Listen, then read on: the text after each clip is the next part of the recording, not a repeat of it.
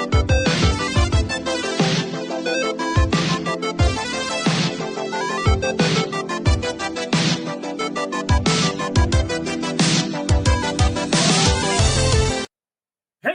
welcome to another episode of the Fuck Around and Find Out podcast.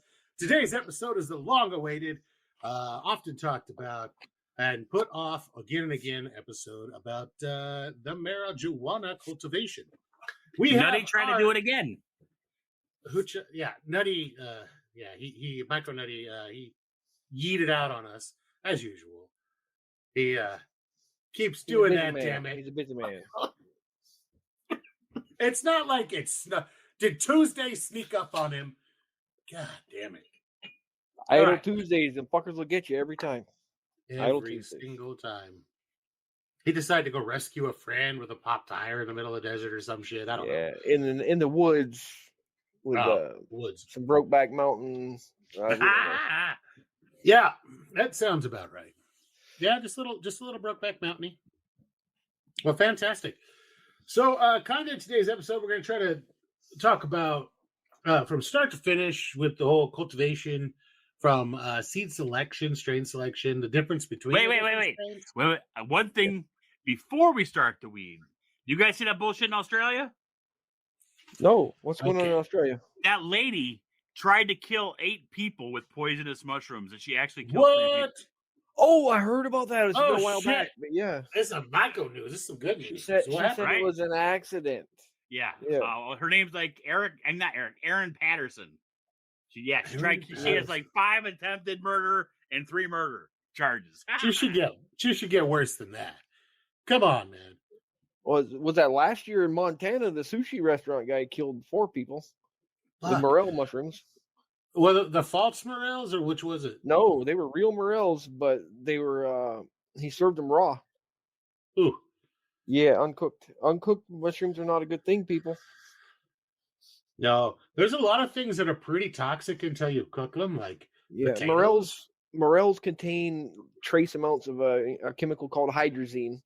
False morels contain a larger amount of it, which you can cook it out of them. Yeah.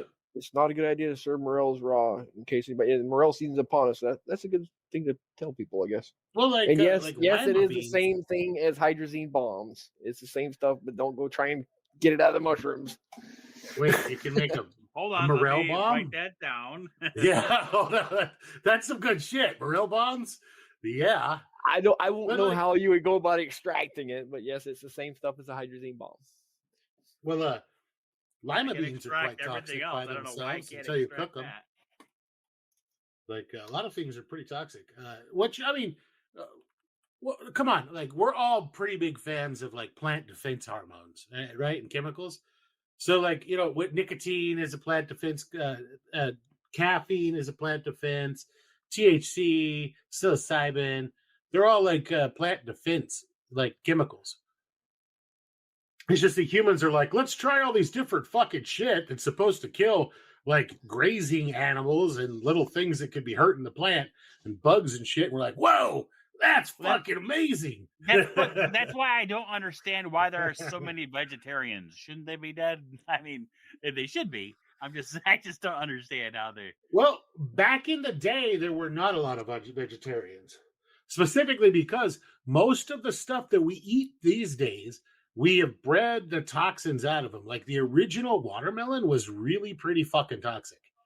Like potatoes, for example, the green parts of potatoes, they're still really toxic.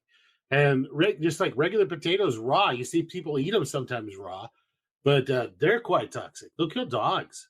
So you gotta those raw beans, quite toxic. Great poison. Yeah. Corn, way back in the day, unprocessed corn was quite toxic. Wheat still kills people if it's not treated right with ergot. And I want to say this: corn has absolutely no nutritional value. Correct? It used to. Well, it has carbohydrates and sugars, so it's not much different than eating a fucking candy cane. Right. What I'm saying is, you can say that and eat it, and that I'm a vegetarian, I'm on a diet. But I mean, well, sweet corn will give you some nutrients. Like field corn you see everywhere. No, nothing. The only people that can process that are farm animals or ruminant animals. Yeah, that's called cows dent and corn. shit. Yeah. Yeah, but it's flint ruminants. Yeah, break all your teeth out of your head trying to eat it anyway. So right. Well, the dent corn you can process that with nixtamalization, and turn it into hominy and stuff, and that is just where you soak it in lye water or like wood ash water, pretty much. Yeah, and that changes the profile of it, and that makes it nutritious. But like flint corn, it'd be like your field, like your hard field corn that you can't even grind to make flour, that you feed to like cattle or your deer corn, that kind of stuff.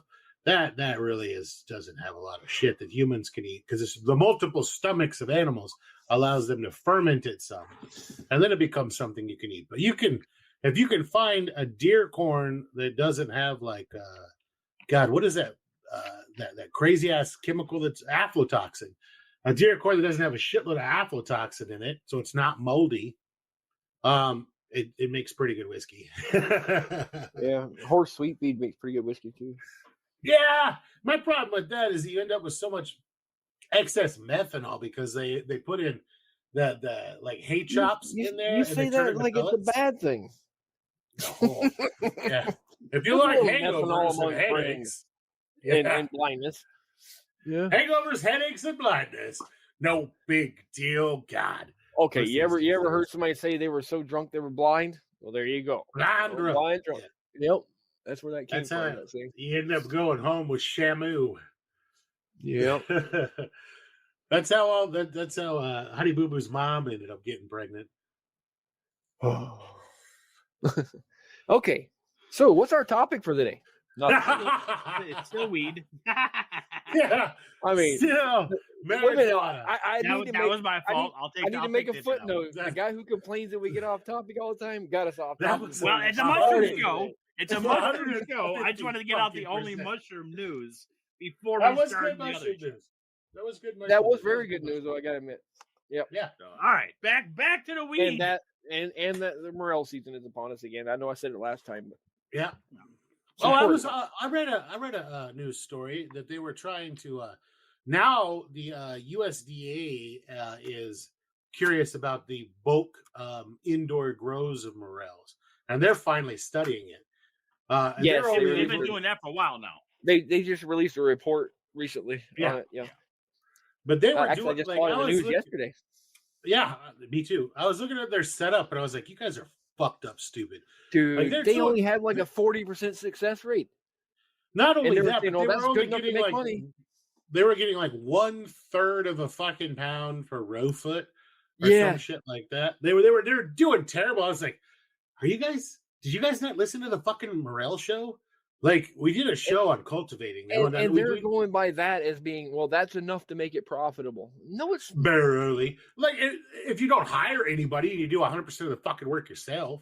But that's not how it's going to work. If you need how much do you think morels go for a pound? They in the article they said 30 to 35. But those were I think it would be more than that. I think it has to be more than that. Those numbers were from 2009, man. Those are old numbers. I don't know that was the number they used in the article, though. Yeah, I don't know it. While I've never sold a morel, I eat them. I'm gonna say I've never seen them for sale. Everybody gets them. I found them in my local drugstore or grocery store. Our fancy grocery store called Market Street here has, or Central Market. They were dried, but they had them. Well, they have fresh ones here, but they're fucking like $78 a fucking pound here. Those are that imported sounds about right. Direct from China. Yeah. No, they're local. Well, I mean, they're from the U.S. That fancy place called Central Market. How do they get them? I don't fucking know. Laser beams, but Central Market only sells shit that's either local or grown or wild crafted in the fucking U.S. And there's shit like you can't a shopping cart full of food there is like $700, $800. You know, like Walmart used to say all of our stuff's made in America too, till they got caught being liars. They're fucking horrible liars. Yeah. So okay, back on the topic here. So if I was, let's say, a first-time grower in a greenhouse, I might or might not be making at the moment, what would be a good strain for me to choose and why? Oh man, I mean, I couldn't even tell you that. There's shit. That's so crazy. many to choose from now. What It's you like can go on asking a like newbie 90 what they want to grow. right, yeah. With marijuana now, I mean, it has come so far from the old days.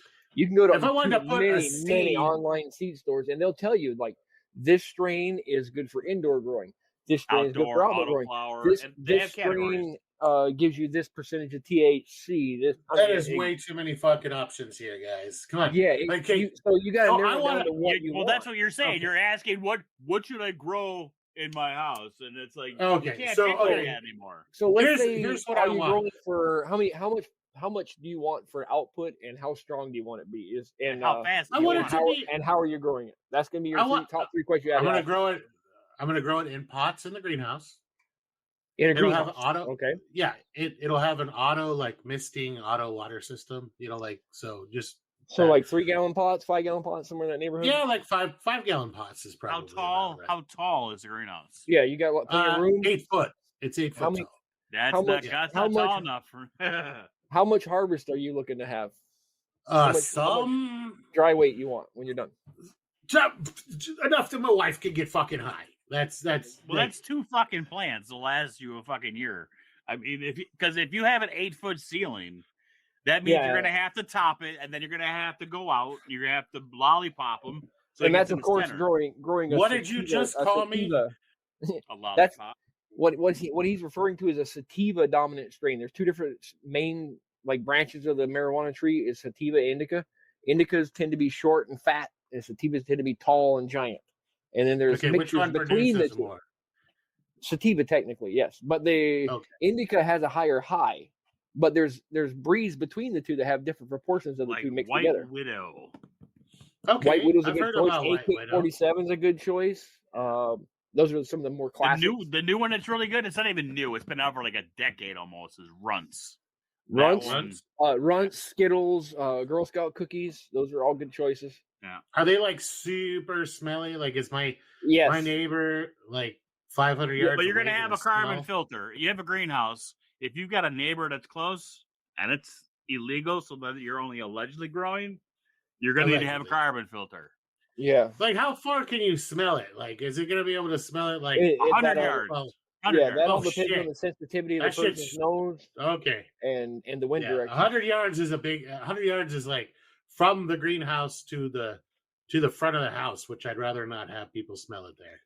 Yeah, okay. But if you have one carbon filter in the same parking lot of a stoner's car and they have their windows down and you like as soon as you get out of your car, like, holy fuck, that guy smoked weed. Yeah. That's the kind of thing you're gonna get from that greenhouse. It's that pungent. Okay. And every time you walk in there and then walk out, I hope you change your clothes. It will hang with you. Yeah, it's very potent. Someone did like right. Not saying I would ever grow stealthily in my basement because it's illegal where I live. But let's say theoretically I had a hidden grow room built in my basement. Theoretically. I had carbon filters, or let's say theoretically I did. I had carbon filters, I had the grow lights, I had it all set up in a hydroponically enclosed system so that I could put it in there, turn everything on, and seal it up and never go in there until it's time to harvest. Well, and I had it set up that way. And my mother-in-law spent 2 months searching the basement, trying to find out where some cat had broke into the house, was pissing all over the house. Because there's something fucking stinky in here. I mean, even a seedling that's not like 2-3 weeks old will stink up a fucking living room. I learned that as a kid. The older they get, the worse it gets. Once they start stretching, the fucking smell starts. So if you're gonna do it inside or by the house, you need to have a carbon filter. But if it's in a greenhouse and you have it open, let the air take it. You need that. Then you have to have ventilation, but you need to be shooting it up and away instead of or just if it's legal where you're at. If it's legal where you're at, who cares if they smell it? Yeah. I can't have a closed greenhouse. It would get like 160 fucking degrees in there. You live just south of the third gate of hell, so yeah, it would get like 160 fucking degrees in there, even though I have the greenhouse underneath most like shade. Like, it's a lot of people shade. Would use like a swamp AC unit. Okay. Swamp cooler. And basically that would cool the whole place down. And Deadpool's favorite Vivor sells them really cheap, just so you know. And you can hook it up to a garden hose to automatically keep it full. You don't even need to do that. You can just get the filters for like furnaces, and get a filter, and then get a pump so it like fucking just drips the water down the filter, and then just had the fan blowing the air through the fucking filter patch, and not the filter patch, but the big huge things, and then those don't really work here. The swamp coolers, because it's like usually in 85 to 90% humidity. I'm in the jungle, basically. Like a tropical rainforestish area. Like a desert, so that deserty jungle. No, it's not a desert at all. But air condition your greenhouse while we're at it, like 50 mini splits in there. You'd have to put a pretty good something in there to maybe like a 1.5 ton. But that's an issue with any kind of plant you're going to grow. I mean, whatever, plants are plants. So in general, and unless we're talking about autoflowers, right? That's a different game. Yeah, but okay, if your growing conditions are autoflowers are a hybrid. Okay, they're a hybrid with. Yeah, they don't go from time. You know when you plant them and you know when you harvest them. It doesn't go by like here. I start whenever the frost stops. So I'm like right now. I've got plants going so that I can clone and then have a whole bunch that I could plant. And same thing with trimming. I think is about right now. But if they're outside and they freeze, they're done. I have autoflowers. Yeah. But you have autoflowers. I do right now. Then keep talking about my friend. I don't know if he wants to be named. Gave me some, so I'm growing them. But there's two different types right now. Autoflower seeds, and then there's a standard marijuana seed, which is marijuana is naturally a photoperiod type plant. And don't forget about feminized seeds. Yes, we'll get into that too. But a photoperiod plant, it's how many hours of daylight it gets, what growth stage it's in. So as long as it's getting at least 18 hours of daylight in a photoperiod plant, it's going to be in the growth stage, not the flowering stage. As soon as it drops down below like 12 hours, it goes into flower stage. Other people call it the vegetative stage. Yeah. So an autoflower does not go by photoperiod. It doesn't care how many hours of daylight it gets. As long as you give it you're really not supposed to clone them, but I guess you can. Yeah, it's not recommended, but it's possible. And that's the thing. You can't clone an autoflower in general because of the photoperiod. When an autoflower is planted, it has X amount of days it's going to start flowering, no matter what. And a clone is just a copy of the original. So you make your clone at 10 weeks in, and it's going to start flowering. Timer's already started. Yeah, that 2-inch tall plant's going to start flowering, and it's going to fall over and die. Where a photoperiod plant, you can keep them in the vegetative state as long as you want, and just keep cloning one mother over and over and over again. I actually had thousands of plants out of that one if you want. Remember that white widow I had when we all met each other? I had that thing for like almost 2 years because I kept them in a closet with fucking lights on all the time. Never turned them off, right? Unless the power goes off. So they got plenty of dark time. But right. Yeah. But then every fucking few weeks, go in there and trim it down because they'll go fucking nuts. They'll fucking fill out that closet fast.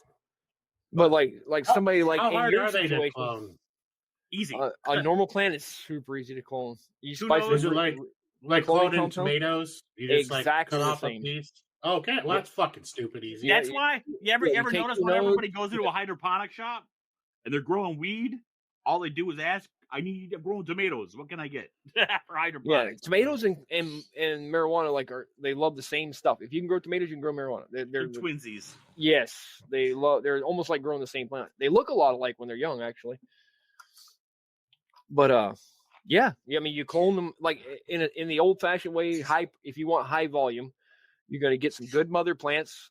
You're going to grow up several plants, whichever your strongest are. You're going to take clones of those. Once the clones get established good, you're going to take them, separate them, put them into flowering stage, even when they're little. Well, hold on. You're missing a very important. Okay, that's what I was going to say. You have to sex a clone for the mother first. You only need to take a couple clones. That's what I'm saying. You're going to grow a few, and you're going to sex those little ones to see what the mothers are. You mark them. Yep, because then you're going to toss it if it's a male. Right. You're going to kill the males and keep only the females because you don't want seeds because seeds kill terpene production. They put all their energy into making babies instead of making flowers because the flowers are trying to attract the mate.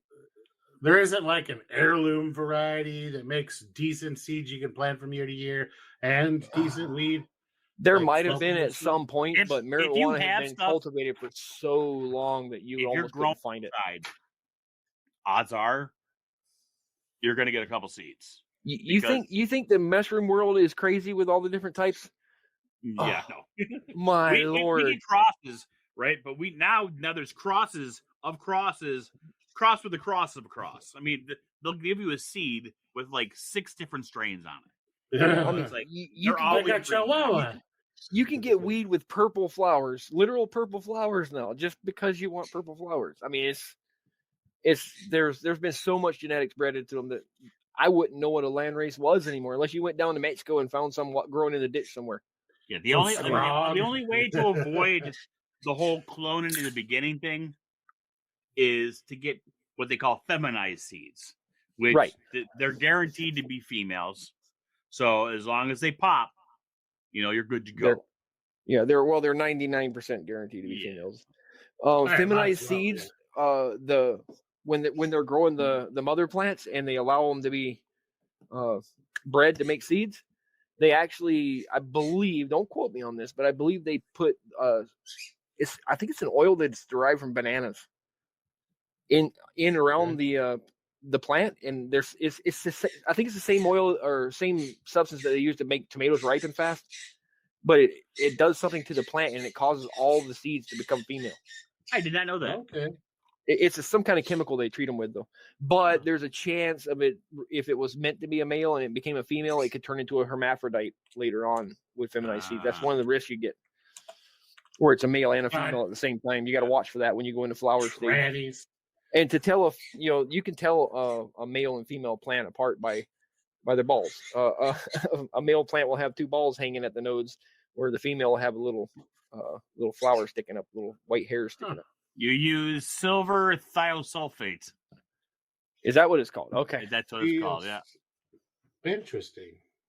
I did not know that. Interesting. I'm going to get some. Neither did I. That's pretty fantastic. Mhm. Because I wouldn't mind doing just one grow of go get 10 seeds, not feminized, and then have them just fucking all seed out. And make your own male, and do your own breeding, and do my own breeding, and then and just know that I'm not gonna get the flower, but I'm gonna have enough seeds to last me the rest of my life. And you know what a lot of people will do is they'll grow a male in a completely separate space, because you do not want any of his little male stuff getting into your females. Right. And you take a small paper sack, you put it over his flower buds and knock the pollen off. Yeah. And then the one female that you want to inoculate, you just put that sack over that bud and shake it around and carefully pull it off without getting it all over the place. And then you have just that one bud turned into a seed pod, and the rest are all going to stay flowers. That's or you pretty can do cool. it the old-fashioned way with a brush and brush it With on. a brush or a Q-tip. Yeah. Mm-hmm. But you got to be super careful you don't spread that pollen, because pollen spreads real easy. How long are the seeds viable for? Years. Yes, if kept cool and dark, I mean, you can keep them a long time. They're like any other seed. Over time, you'll have less and less germination rate. Yeah, but some seeds like squash seeds are good for fucking forever.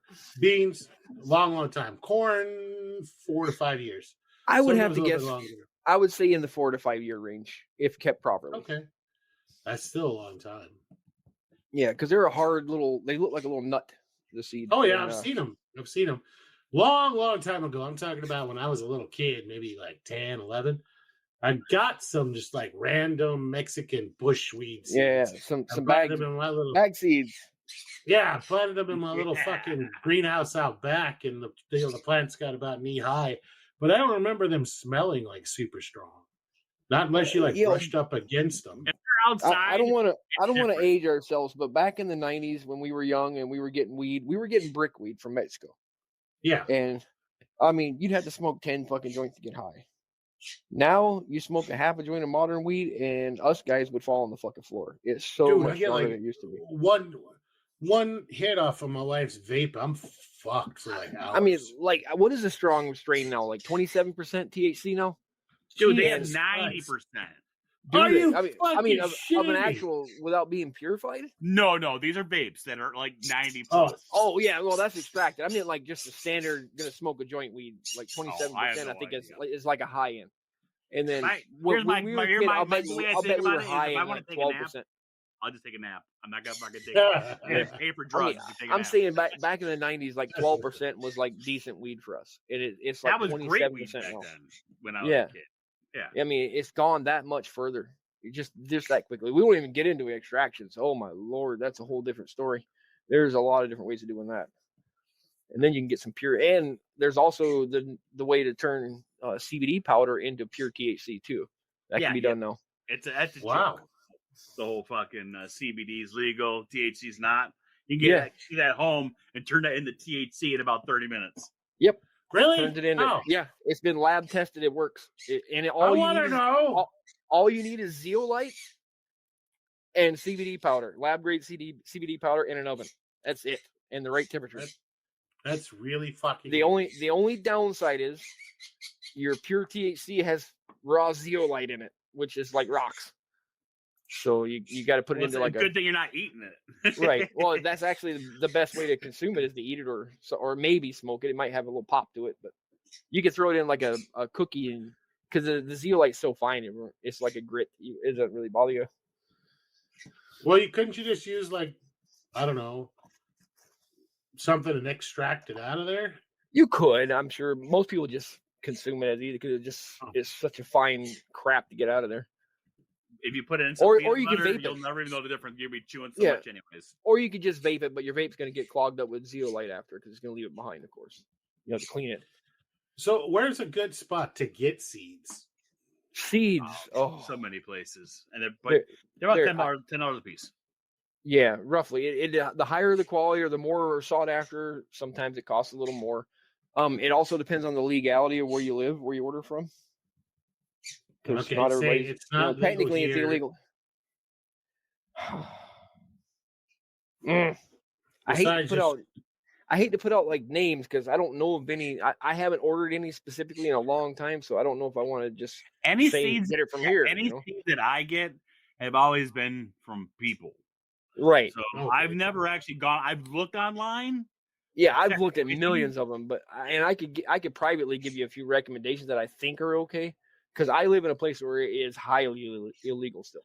It's still really frown upon it. But I know everywhere that's fun to look at, like so I can pull up some shit while we're talking. I'm just gonna tell you one that I've heard of is Seedsman. I don't know anything about them. I'm not recommending them. SEEDSMAN. I've heard that name mentioned a lot. I don't know if they're really good or not. Okay. Ooh. No, you can't send me fucking shit. No, you can't track my fucking shit. Fuck you. Right. Yeah, they go a lot of can we talk to you kind of thing. But yeah, you can get an idea. There's a lot of craziness on this. You know what we can do? Just think we can make a FAFO. We can make a FAFO strain. Pick a couple and just grow them out and cross them. Oh yeah, no, I'm totally down for that. And seeds are fucking expensive. Yes.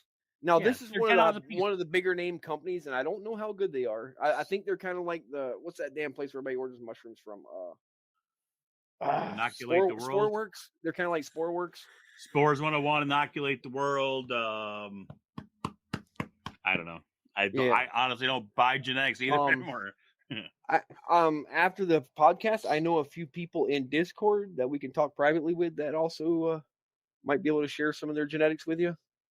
Oh, that'd be good. Yeah. I just want like just a few seeds. I want to give it a shot. I want to see what I can do. We have a lot of FAFO people, a lot of friends of the FAFO that are also into this hobby. So I'll tell you some guys to talk to if you like. Yeah, of course. I'd like to get a few seeds just to see. I got my seeds from a friend of FAFO. We'll just say that out. This one's really pretty. It's peyote gorilla. It's all purple. Yeah, there's some gorgeous gorilla stuff. Is no joke. Gorilla glue. That is it's wicked. A brick. Yeah, it says it's a Gorilla Glue number 4 crossed with peyote purple. It's indica dominant. Yep, so it's going to be a little smaller of a plant, more stout, a lot easier to handle. The sativa dominants are going to be your large, giant plants. It's the small ones are going to have 27%. just one great big bud coming off the top with maybe If a you couple. if you let it on the grow outside. naturally, yes. If you don't It's like stop it. 25 to 27% THC, so that's pretty fucking high. Yep. Yeah. Well, if it's got Gorilla Glue in its heritage, yeah. But if you look on the left side, you can sort their plants by all kinds of, like, your climate, the color that you want, what generation it is, all that kind of stuff. Whether it's auto flowering or not, whether it's photo period, everything. You can narrow it down to just what you want, and that's most seed websites are going to be real similar to that. Now, are these guys reputable? I want to say yes, but I can't. I've never ordered from them, so I can't say.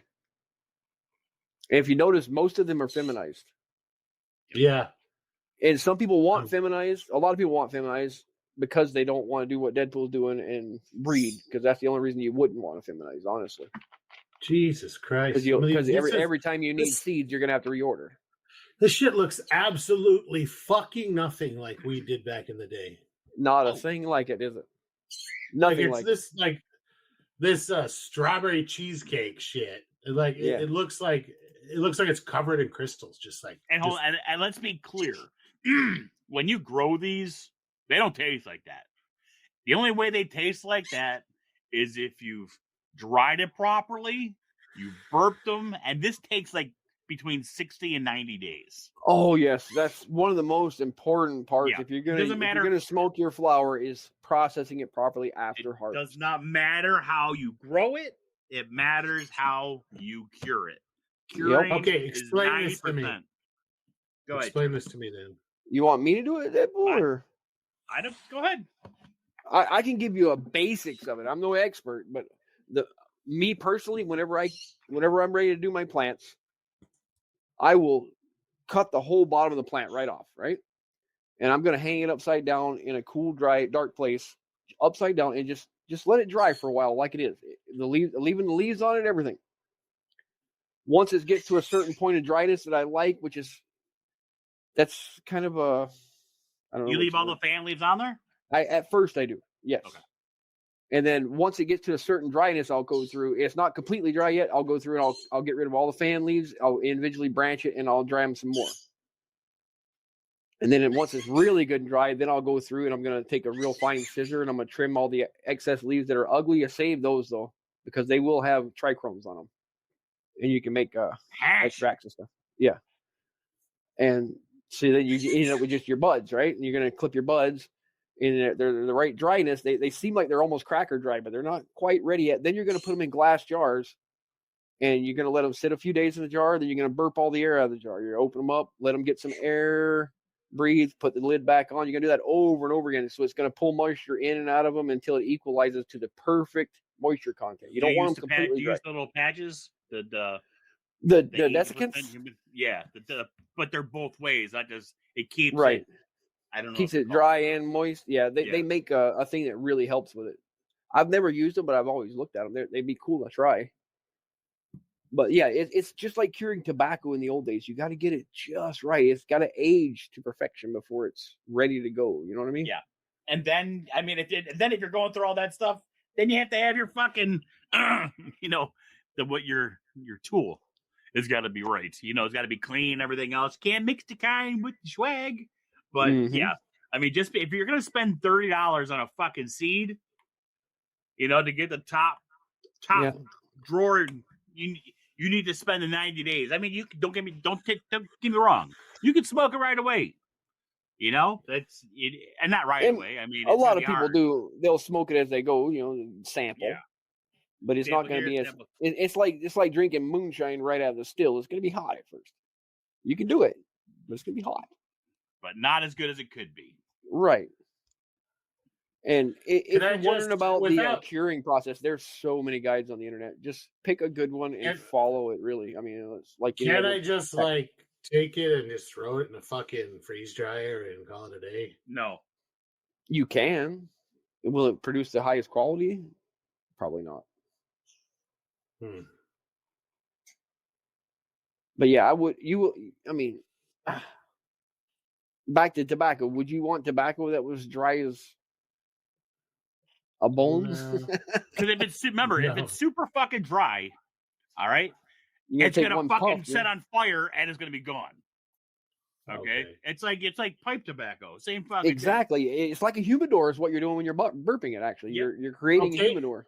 You're closing it up so you can go ahead and rehydrate humidor. Can I just buy like a? In theory, I just buy like $100 humidor off a fucking Vivor and load up all the fucking weed in there?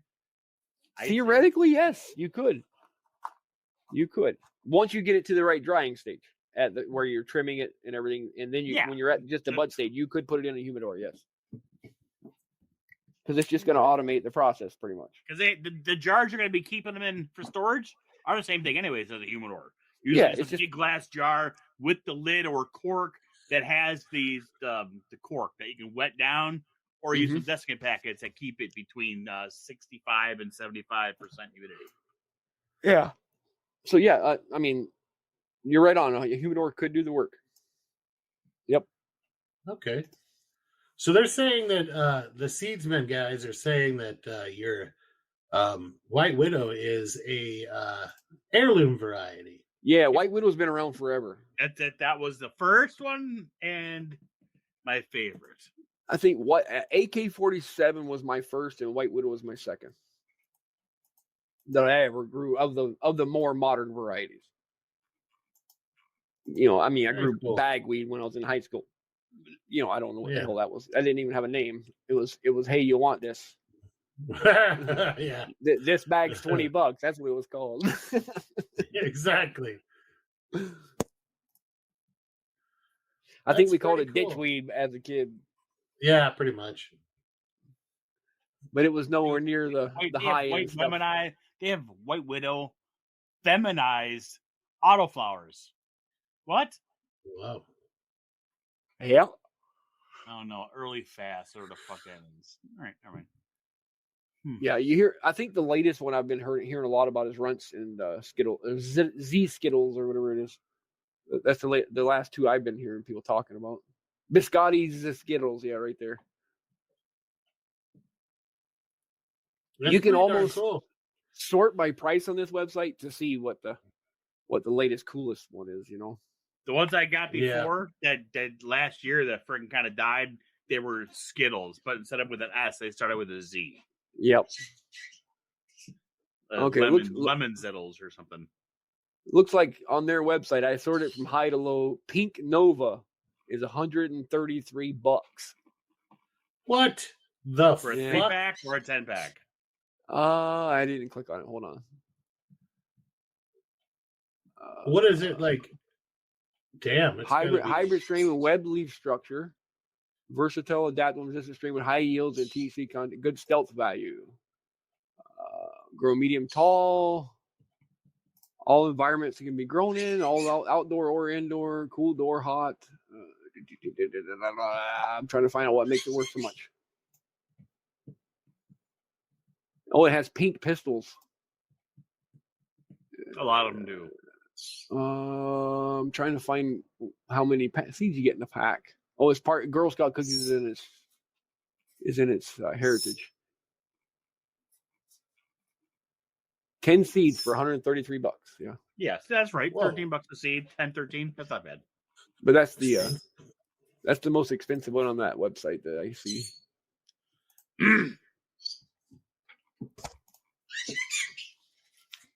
Not saying it's the best, it just happens to be the most. Yeah, but I mean, like the White Widow, the pack is $14, and that's for 5 seeds. So that's not bad at all.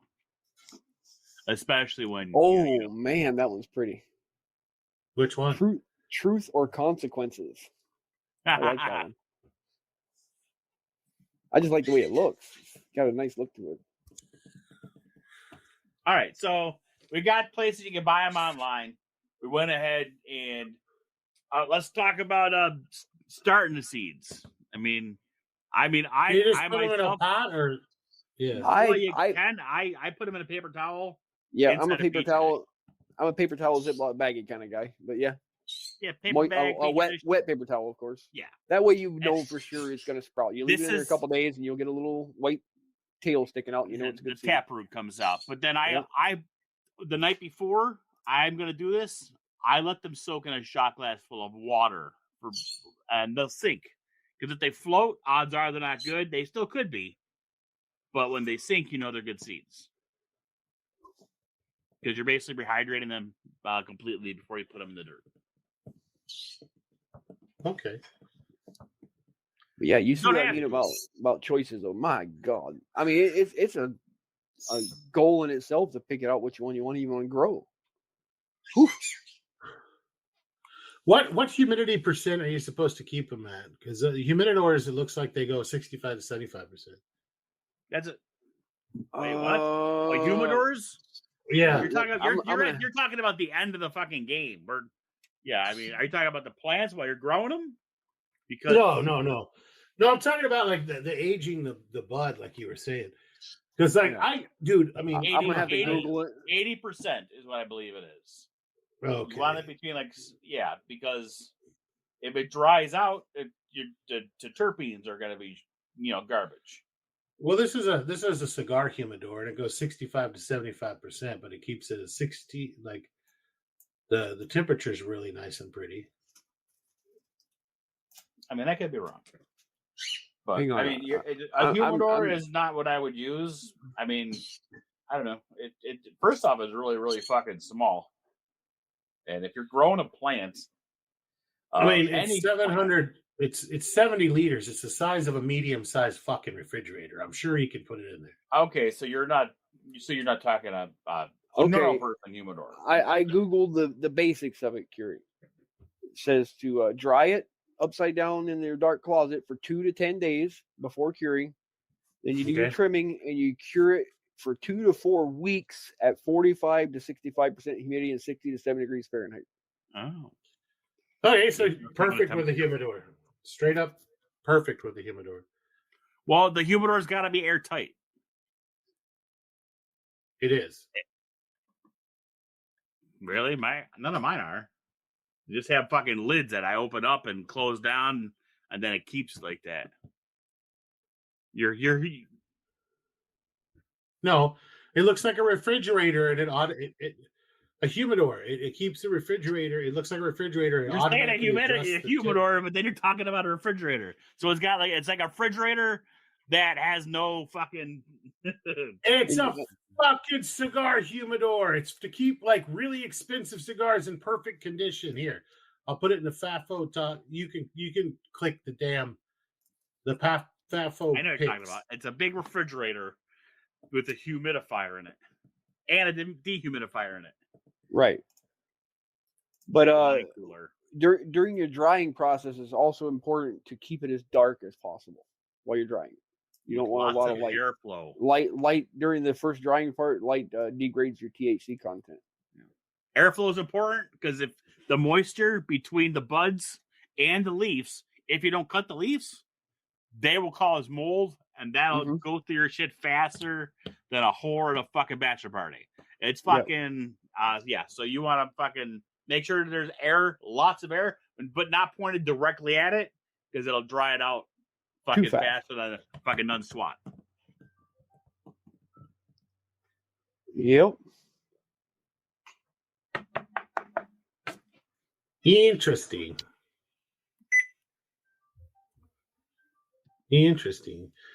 Okay, so we've got is there any particular special way to start seeds besides once just paper towel, napkin, or put them in dirt, make sure they're hydrated? I don't know of any. I mean, it's just like starting any other seed in the world. I know. Yeah, I mean, a lot of people do that, but then there's a lot of people because nowadays you're getting the newest genetics. They haven't been sitting on a shelf for 2 years, so you're not worried about them not fucking tapping. You're not worried about them not popping. So a lot of people just put them right in the dirt, which is fine. You can do that. It's no big deal. But you don't want to plant them too terribly deep. But I mean, and that all depends on if you're growing in fucking dirt or you're growing hydro. Because if you're growing hydro, then you have to do it like that. Because you have to let it get a root started before you go ahead and put it either in your cube or your whatever, or the clay balls or whatever the hell you're using. Yeah. I mean, when I did hydro, I did a hybrid approach. I would start mine in dirt, then I would wash all the dirt off the roots once it was established and put it into hydroponics. Really? Yeah. Oh, that's really easy. That's what I do with tomatoes and peppers. Yeah. It was just easier than starting it the hard way with hydro. Hydro could be a little tough to get them going. Oh, I made a thing with a tote with the fucking spray unit inside. They're just sprayed at the top. At the top. Yeah, that's for making clones, hydroponic clones with aeroponics. Yeah, or aero clone. Yeah. There you go. Yeah.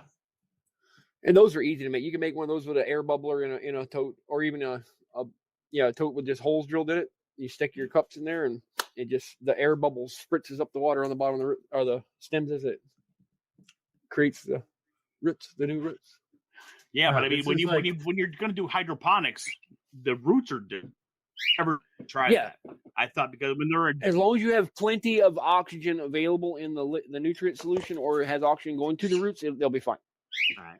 You can't just stick it in a cracking method right off the bat without the roots being able to transfer over first. Right. And if we're talking about Kratky method to people that might not be familiar with it, it's where you have a very large container without, like you're not ever changing the water, but you have a very large container full of nutrient solution. You put all your nutrients in the very beginning, and then you put your plant inside of there, and where the bottom of the basket is barely touching the water. And as the plant uses the nutrient solution, the water level is going to drop, allowing more air to get to the roots as they go. Yeah. And your plant will literally grow two different types of roots. It'll grow a root above the water that harvests air, and a root below the water that just harvests nutrients. And that's the Kratky method. It's a one and done, and you need to start off with a pretty good size container. I was going to say that's a lot of water for one container. Yeah. Marijuana is very hungry plant. I've seen a lot of everything. It's like growing people corn. be very successful with trash cans. Like those medium-sized trash cans, the Rubbermaid ones with the lids on them. I've seen people, I guess they're like 25-gallon trash cans or something like that they do pretty good with. I personally have never seen anyone grow marijuana with the Kratky method, and if anybody has, I'd be interested to hear about it in the FAFO. You guys want to talk about it? That'd be awesome. I'd like to hear how it went if you did. I've grown peppers many times with the Kratky method, just out of pure laziness. And like the habaneros I grew were fucking monsters. We're talking about a plant that got 6-7 feet tall, 7 feet wide, and like would have 5-gallon buckets of fruit every week. Cool. Like they just absolutely, the base of them was like the size of a 20-ounce Coke. Like nice. The part that was coming out of the bucket. So the Kratky method, I could say, works really well for peppers, like all different types of peppers, jalapenos, whatever. And tomatoes, okay, works really well for like cucumbers, and melons do great in Kratky. And see, the amp on tomatoes scares me a little bit because marijuana and tomatoes grow so much alike. I mean, that's the scary part. My problem with nutrients, they like everything the same. My problem with having tried to grow tomatoes in the Kratky method is tomatoes require more water than they require nutrients. So they tend marijuana. Marijuana is a thirsty plant. It soaks it up. Yeah, it's a weed. Weeds love water. I mean, Yeah, the tomatoes tend to absorb more water and leave some nutrients behind, and eventually it salt poisons itself after a while by concentrating. The ppms get too high. Mm-hmm. Yeah, after a while it drinks more of the water and leaves more of the nutrients behind. Then eventually it concentrates the nutrients to the point where it starts getting salt burn and going to shit. Yeah, I was gonna say, but I would never use the Kratky method or whatever method because, like you're talking about, I mean, every time you want to add your water, you're checking for pH, you're checking for ppms, and then between stages, if you're going to bloom, you're changing your shit. I mean, but that's all hydroponics. I myself have set up hydroponic spots for people. I've never really done a big hydroponic grow myself. I'm more of an outdoor person. I've grown hydroponics every way you can imagine, and except for Kratky with marijuana. And I'd say my best results were ebb and flow. Ebb and flow table? Yeah. Nice. Ebb and flow. That's where the water comes up to the bottom of the roots and drains back down like 3 times. Are you talking about the buckets or the table full of clay pots? I've done both. Which one did you like better? The buckets work the best for me. Do they? All right. There used to be a kit. I don't know if they even make it anymore. It used to be called the Ebb and Grow kit. I'm gonna look. Yes, they still make it. It's still on Amazon. That was the one that I that was the kit that I had. Yeah. That's the bucket kit that cost like fucking $300 for like it's $600 buckets for like 5 buckets and a pump. 3, 6, 9. You get 12 buckets with it. Ooh. For $600.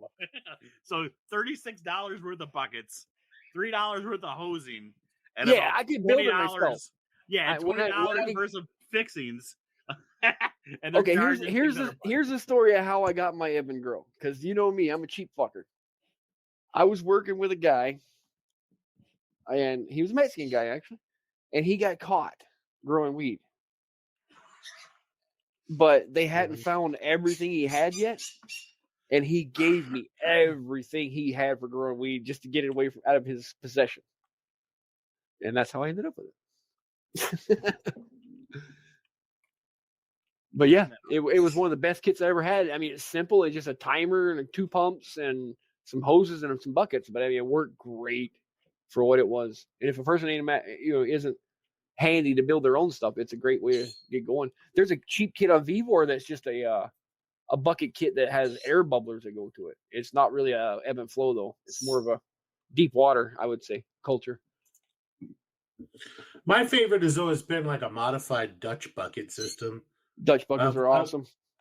I've never had anything at all go wrong with Dutch buckets. They've always been so easy. The beauty of a Dutch bucket is it always has water in it, even if you lose power. Yep. So you got a lot of what's the word? Is that the one where you're floating it on top of the water? No. A few inches up from the bottom of the bucket, you drill a hole, and you put a rubber grommet and a piece of PVC pipe, like a U, in there. And when it fills up past that pipe, it flows out. It flows out, right? Into a rail and goes back to the collector. At the beginning, so the water keeps flowing until it hits that. So the way that I do it is like kind of like a modified Dutch bucket. It's basically but I move the water level up to about a third of the bucket. So I call it like a recirculating deep water culture kind of way to do it. So the water's constantly spraying in through the top of the bucket, through the roots, goes down into the bucket. And the water level in the bucket stays the same, about a third of the bucket full, but it's constantly being changed because I'm constantly adding water and adding nutrient solution to the top. And it's a very weak nutrient solution. And I've had great luck. Now I've never grown weed, except for that one time when I was a kid, accidentally, it was just ditch weed that grew and slipped and fell. I'm very in the pot. But like, I really want to do this. But I have when I say I've grown like a lot of tomatoes and a lot of peppers, like hydroponically, I literally mean that. Like growing jalapenos as big as my hand. But honestly, if the easiest way, if you're an experienced gardener, if you close your eyes and pretend like you're growing tomato plants, 90% of it's there. Pretend like they're tomatoes and you'll be fine. Perfectly. The recirculating deep water culture hydroponic bullshit that I fucking did with my God, the tomatoes I grew stupidly indeterminate tomatoes. They grew from about 20 feet away from the house up onto the fucking roof. Like they were just ridiculously massive. They probably got 50 feet long. And they produced so many massive tomatoes. I was very, very, very, very impressed, and I'd love to do that again. It's just I don't know if I need to get that crazy. Always got to go excess. FAFO that sucker, bro. Dude, but I'll go this way: if you're gonna do it, why not do one big one, last you a few years, and then you can do other shit for the next 4 or 5 years. Yeah. But if anybody out there is interested in like a good resource for learning like everything there is to know about Dutch bucket gardening in a greenhouse, there's a YouTube channel. I don't think he makes videos anymore, but this guy was like, he does Dutch bucket, and it's MHP Gardener. His name is. Yeah, he still makes some videos. I was just on his site the other day. Oh, that guy is great for a resource for learning everything there is about Dutch buckets, and he tells you his recipe for the nutrient solution. I mean, he goes into detail on everything in his videos. It's really good. I'm putting up some pictures of what my system looks like. Yeah, he goes out to his greenhouse with a can of Duke's mayonnaise and some bread and just picks tomatoes off the vine and slices them up, makes sandwiches while he's talking to you sometimes. He's a pretty cool tomatoes. guy. Yeah, he's got tomatoes growing up to the ceiling all the time with his. Oh, his dedication to it is extremely impressive, and I've learned a lot from him with his Dutch bucket system that I've ended up using to just kind of like build my own version that was modified. Mm-hmm. Yeah, take whatever they have and make it your own. That's the beauty of growing plants versus mushrooms. You can FAFO with plants a lot more. They're a lot more forgiving than mushrooms. So just do it. Really, I mean, get your hands dirty. It's great. It's the greatest. Yeah, greatest things ever. I've found that if you fuck it up a little, that's okay. You could always replant it into something else, or if you start noticing it look like shit, you can always you can stop and fix it. Whereas mushrooms, they go from I'm happy to I'm dead, like in like 4 hours. Yep. So things got to be a little bit less. Green is the color of this season. I think I'll go with that. Yeah. So here's some pictures of how I put mine together. I should look and see if I have any old pictures of that pretend indoor grow I used to have. I don't know if I have any or not. Do I, Deadpool? What was that, bud? Do I have any pictures of that pretend indoor grow I did that time? I'm thinking about. You've never sent me anything. Let me look. I gotta look way back in the past. It's been a long time. And if either one of you needs any of those 5-gallon bucket lids, I got about 70 of them left. Dude, I would love some of those bucket lids because I got tons of buckets and no fucking lids. Because Home Depot, I'm good. I mean, most of the time I've gone to get my buckets. What's that? Look on the Discord, the bucket lid like that. They fit on a 5-gallon bucket. They're the net pots that fit on the 5-gallon buckets. Right. What I'm saying is I have no lids to any of my buckets. I've got tons of buckets, but no lids for my hydro. So I plan on. There's your man right there. I've made I'll trade you some seeds and send me some fucking seeds. But I got y'all's spices. I made a big batch of soap that's ready to ship, and I'm gonna ship out when we get paid again here on the 1st. And I hear you, bro. Money is freaking tight these days, thanks to your president. But we won't get into that. It's just that I had to end up paying. My daughter did that Disney World, like for her birthday, like her vacation, 5th birthday, the $7,000 vacation. My God, that thing was expensive. Like we had saved a bunch of money for it, but it still took both of our paycheck. I stayed at home and ate ramen because my personal idea of hell would be to be stuck in Disney World, waiting in line on rides with Karens, like just being like, "It's okay, little Johnny, we'll get there eventually." And listen, if you're gonna spend $7,000 on a motherfucking vacation, spend the extra $300 and get the fucking pass to pass everybody. We got the passes. We got. I paid for everything: the passes, the Polynesian resort, the whole 9 fucking yards. It was just. My wife had a great time. My daughter had a fucking blast. They sent me a billion fucking pictures. But my personal idea of hell. I've got. We've talked about this in the podcast before. I've got some PTSD, right, from being in the military and everything else, and just my personal idea of fucking hell is huge crowds of people who I can't punch in the face, or I'm not in control of, right? And they're like, "Well, I mean, you're in EMS, you're on the ambulance all the time. You have a bunch of around crowds of people. I'm in fucking control of those situations, right? Like they called me to come there and fix their shit. So, and then I've got law enforcement backup and everybody else. So everything works out pretty well. But like going to like a resort just packed with people, I would have responded very negatively and I would have made the whole thing miserable. So I stayed home, but it was so expensive just to send the wife, the kiddo there with her friends went, but they paid their own way. And, but just the wife and the kiddo, God, it was like I said, like $7,000 plus they had to get spending money in the park and a turkey leg is $30 fucking dollars, dude. Like, it was ridiculous.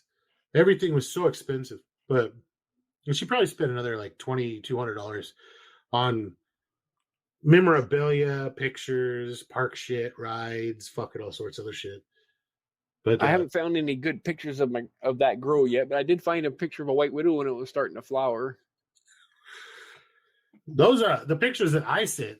At the very bottom, you can see that's when I first put the plants in. They're kind of wilty. And then the other ones, we can see the new bright green grow. That's only like 3 days later. The sons of bitches. It's amazing how fast things grow in hydroponics. It's like, I swear to God, you can hear the fucking plants grow. And at least in the Dutch bucket system, and it's constantly flowing. You can see where the little outspout is. If our listeners go to the podcast pics, you can see them. The little outspout, that is the water level. I have it wrapped in aluminum foil because I live really far in the south, and I want to keep it cooler, and I don't want let light into the bucket so it doesn't grow algae or anything else like that would compete with the nutrients for the plants. So the water level gets up there, it flows back into that pipe. The pipe goes back to it was like a 35-gallon tote, just the yellow top, the biggest yellow top black tote that Walmart had or Home Depot had. And that's it. And it was just one little garden pump, and it just constantly recirculates. There's I think 12 buckets in the little system. It cost me whatever 12 Home Depot buckets cost. The lids I found at a one of those discount stores. Somebody's mom got mad and gave them away or somebody's wife or whatever chucked all these lids in a huge stack, just taped them up and threw them in the donation pile. So the people didn't know what they had. They're like, oh, $5, and I got 65 fucking lids for $5. And I looked them up. The things are they're $5 to $10 a piece. Yeah. So I've got enough lids to do the rest of my life. Well, they just snap right on top of a 5-gallon bucket. Those lids are the same lids for the mycology. You get the fucking lids for the jars and your filter patch.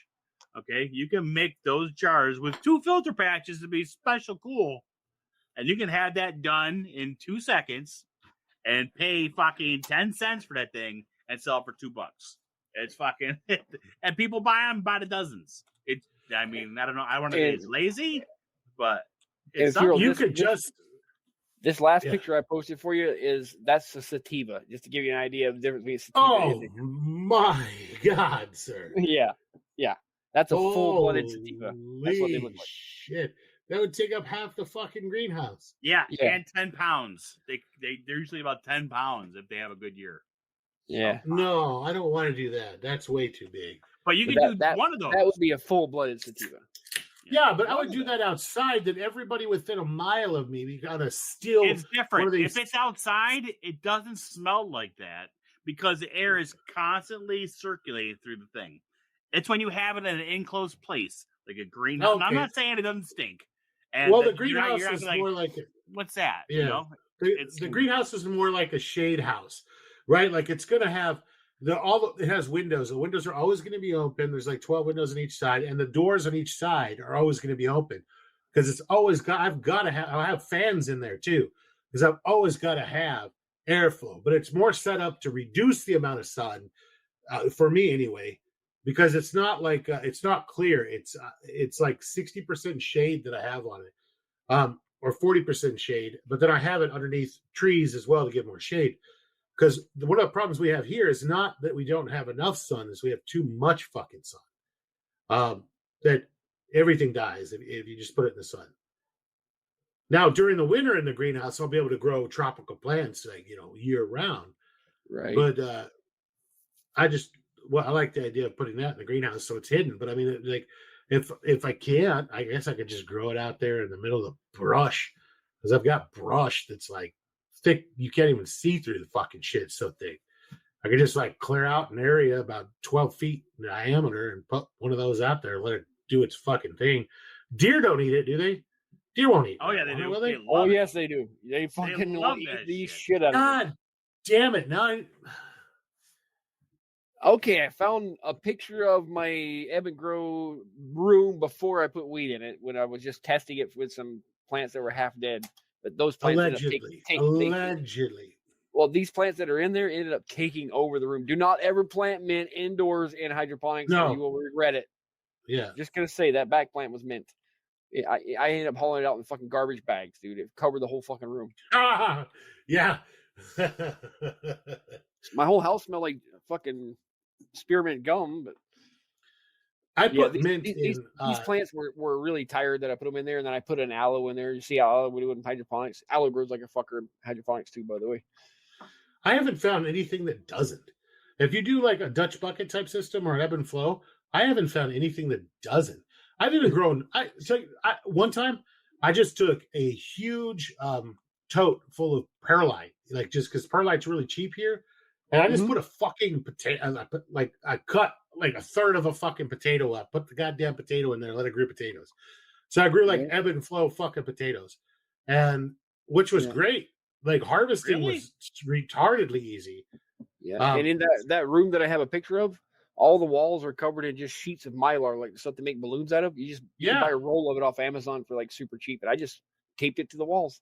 I mean, head, ceiling, floor, everything was covered in Mylar. That fucking place was reflective, boy. Oh yeah, it looks like you need to wear sunglasses to go in there. Yeah, it was wicked. I had a 1,000-watt HPS grow light back then. You're gonna get a tan going in there. That was before the days of LED grow lights, you know. Good but the potato hydroponic potato did great.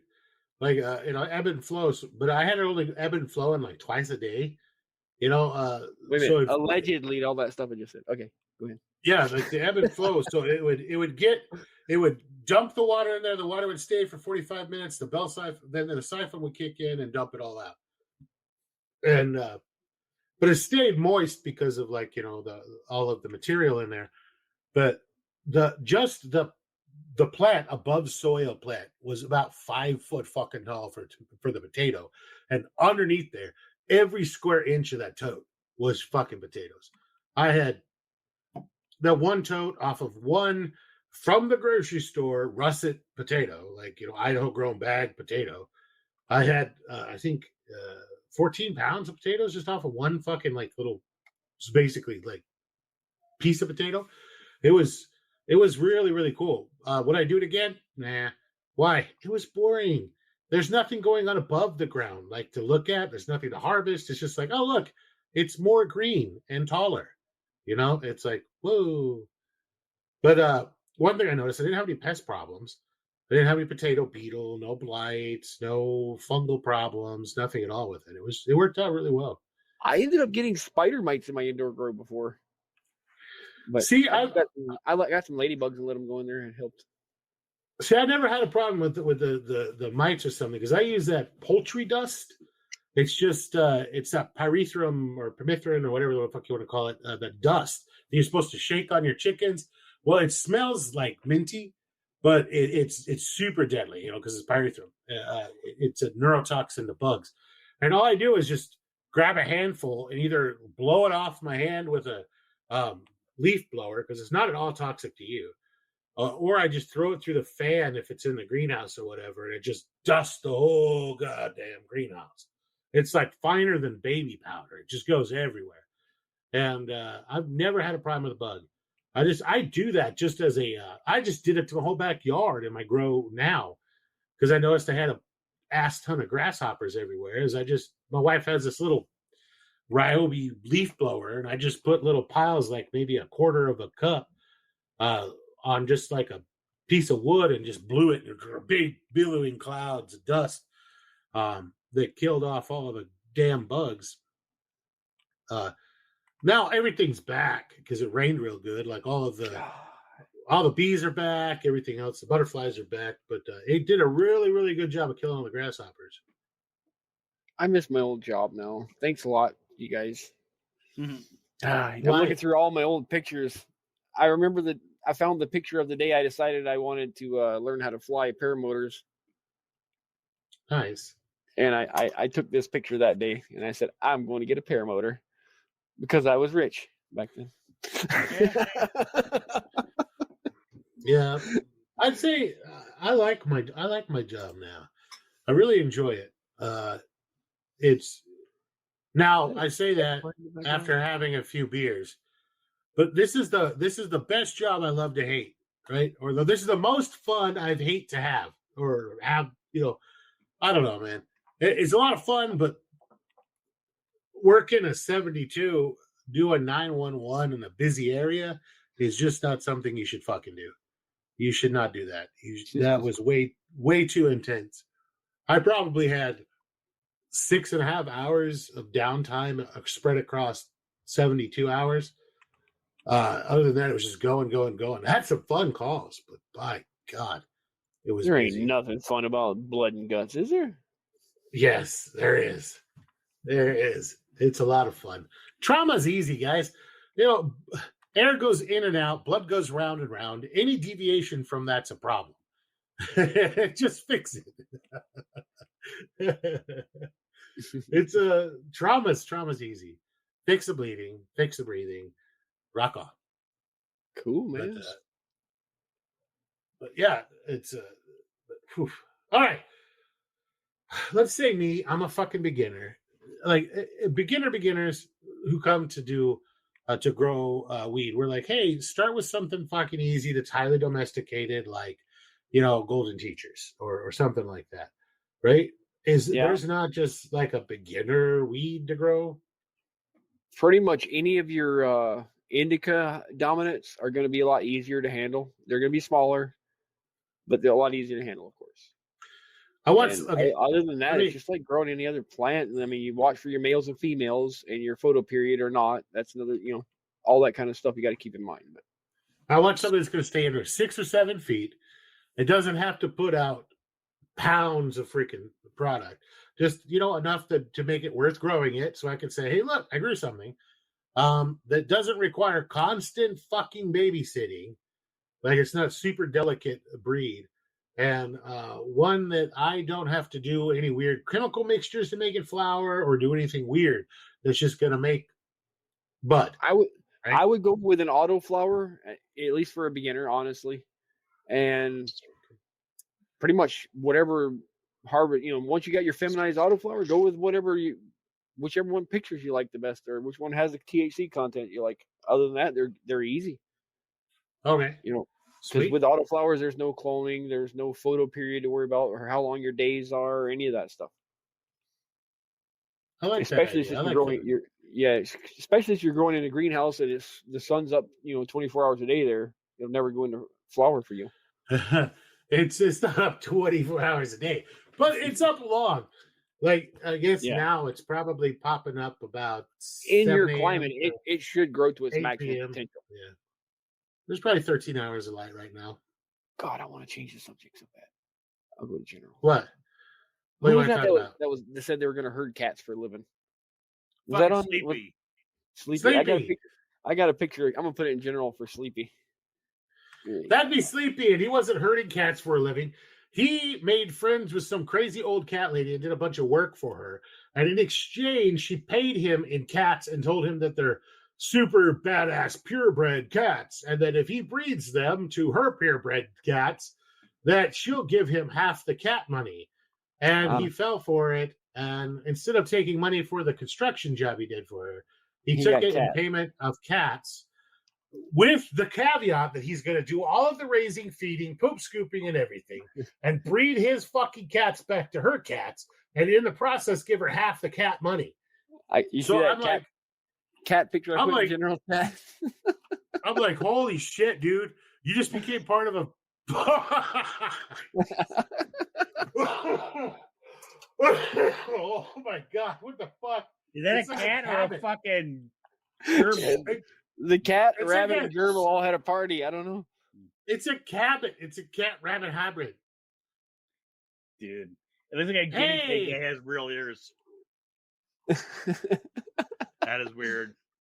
Stop looking at me. Hey, Michael cat. Oh, there you go. He says, let's see if he wants to come on real quick. Heck yeah.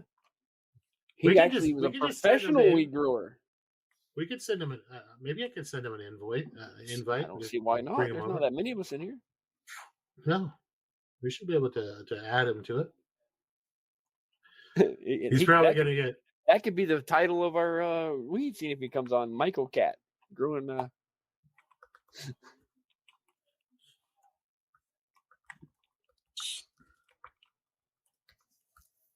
We'll see if he can if he comes on, he can verify. He says he's in the middle of masturbating. I mean, Right. whatever, it's something. He's in the middle of something. Whenever he says something, I just automatically like transpose the word to masturbating. Right. Something that you can understand Masturbating. why they can't Yeah, make it. Yeah. exactly. Makes sense. Because I'm like, whatever.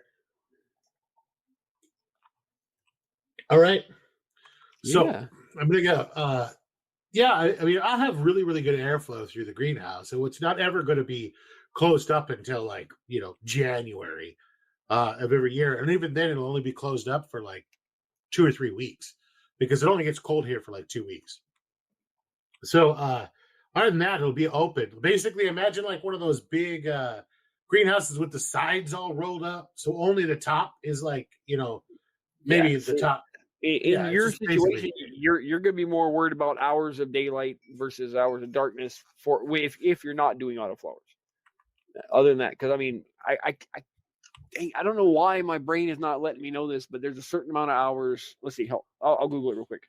18 Hours. to keep it in veg, and then once it hits a 12-12, then it goes into fruiting. Okay, so as soon as you get less than 12 hours of daylight, you're going to go into fruiting with a standard non-autoflower.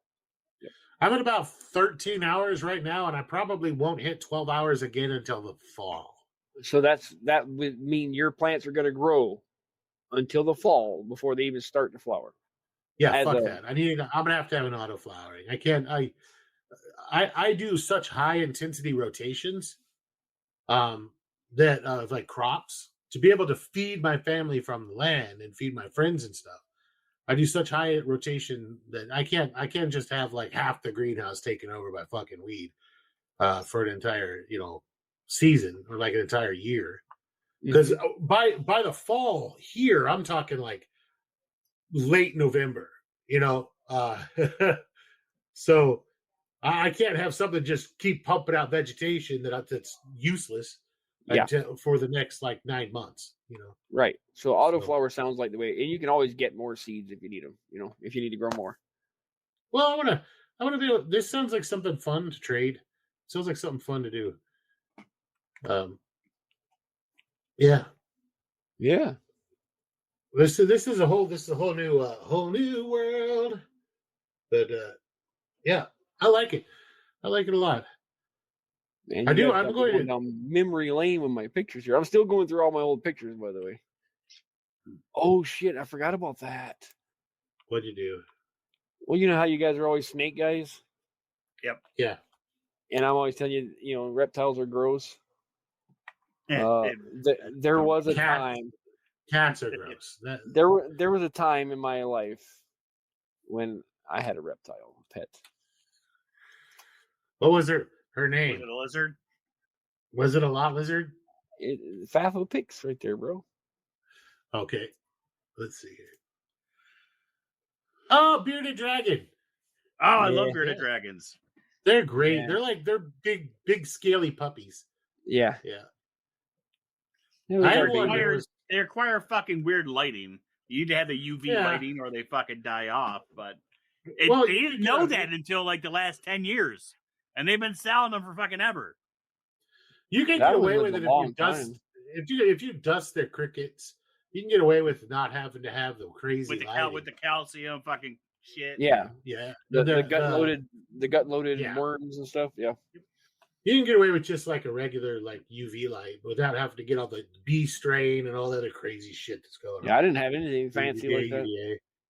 But I had one that was probably about a quarter smaller. That was a pretty fucking good sized beast. And mine was just a small little male, but you'd pick him up and he'd just like go limp, and you could just like hook him onto whatever you want, like your clothes, and he'd just fucking sit there like he was a corsage or a decoration. He'd just ride around on you all fucking day. But he was super cool. He ate lots of bugs and lots of it was one of those my daughter had to have him, but you know who ended up taking care of him kind of a thing, Yeah. That's all her pets. I think she should not be allowed to buy any more pets. Right? Oh, now she wants me to build her a chicken coop. The same daughter, by the way. Oh, I'm clearing out the land underneath the trees, the big trees in the back. with that really thick brush, like that to do our chicken coop back in there underneath the big trees for extra shade for them. By big trees, I mean mesquite trees that are like 60 fucking foot tall and like 60 feet wide, like oak trees. They're amazingly huge. And I'm clearing it out to be able to build because my wife doesn't want a chicken coop. All right. No, she wants the bougiest fucking chicken coop known to goddamn man. You get the one that you can move around on wheels so you can do your no, a chicken tractor? No, not a chicken tractor, sir. I've been sent pictures of the one that she wants. I'm gonna throw a picture up here in just a second. And it's like, okay, by the time I'm done building that motherfucker and everything, these goddamn chickens, I'd be better shitting fucking golden eggs.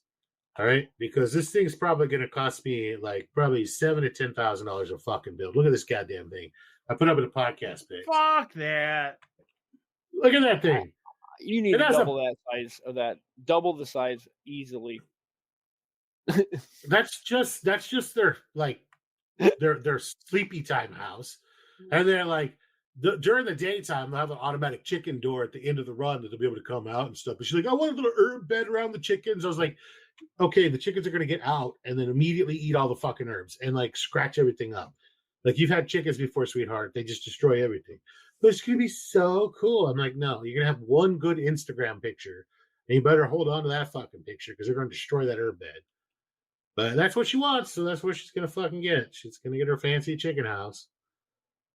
Like what wifey wants, wifey gets. Yeah. It's easier to just build it. Then later buy a boat in retaliation, you know? Yeah. I sold my boat not too long ago. See, I have too many hobbies. I want a boat because I want to be able to take out my daughter, go fishing. And we've got a lot of really good fishing around here where there's a lot of like crappie and bass and redfish, the freshwater, not only the freshwater ones, but like down in the ocean, going out there. I'm tired of having to borrow people's boats and being at their whim. Now, I've had friends who I can borrow their boats and they're like, oh yeah, cool, no problem, bro. You know, just fill it back up and whatever, you know, and it's never been a problem, but it's like still like, sometimes I ask them, oh man, no, me and the fam got something, you know, going on.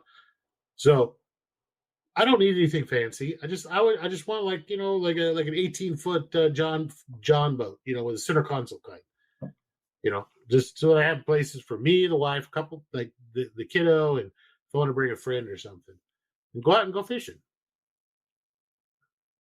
But there's a lot of really cool fishing around here. But I think it's probably one of those things that I'll get and I won't use as much as I think I'm going to use. But yeah. All right, back on topic for the marijuana. If you're going to grow it in the ground, is there any special ground prep you need to do? Make sure there's not too much clay, not too much fucking stone. If you're growing it in an illegal area outside, be careful with watering and fertilizing because it will put off a different heat signature, and that's how they used to find the. You can't. The thing is you can't. If you're doing it outside like that, you can't have them in groups bigger than 3. Right, and don't put them in like straight lines and stuff that patterns like humans can see in their head. Put it random patterns. Yeah. Do they do better with like a nurse tree, or do they do better like out in the open by themselves? No. If a weed will grow, weed will grow. Okay. Yeah. Because I know peppers do better with like underneath like the dappled shade of the tree. You got to remember the weed trees that you're going to be growing outside are fucking going to be 8-10 feet tall. Weed plants aren't small, and you want them to have as much sun as possible.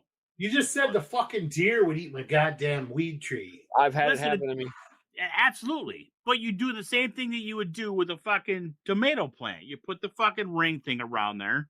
You keep it safe until it gets tall enough, and then you put a fence around it. I don't know if this works or not, but I've heard stories that you can go to like a barber shop and have them sweep up like hair off the floor. Hair works. Human hair, yes. Yeah, and deer do not like it. You sprinkle it around the area. Well, I usually let the dog like poop around the area, and then I Yeah, it's a I natural go out animal. there. It's not gonna bother them. It's but I go out you there and like there.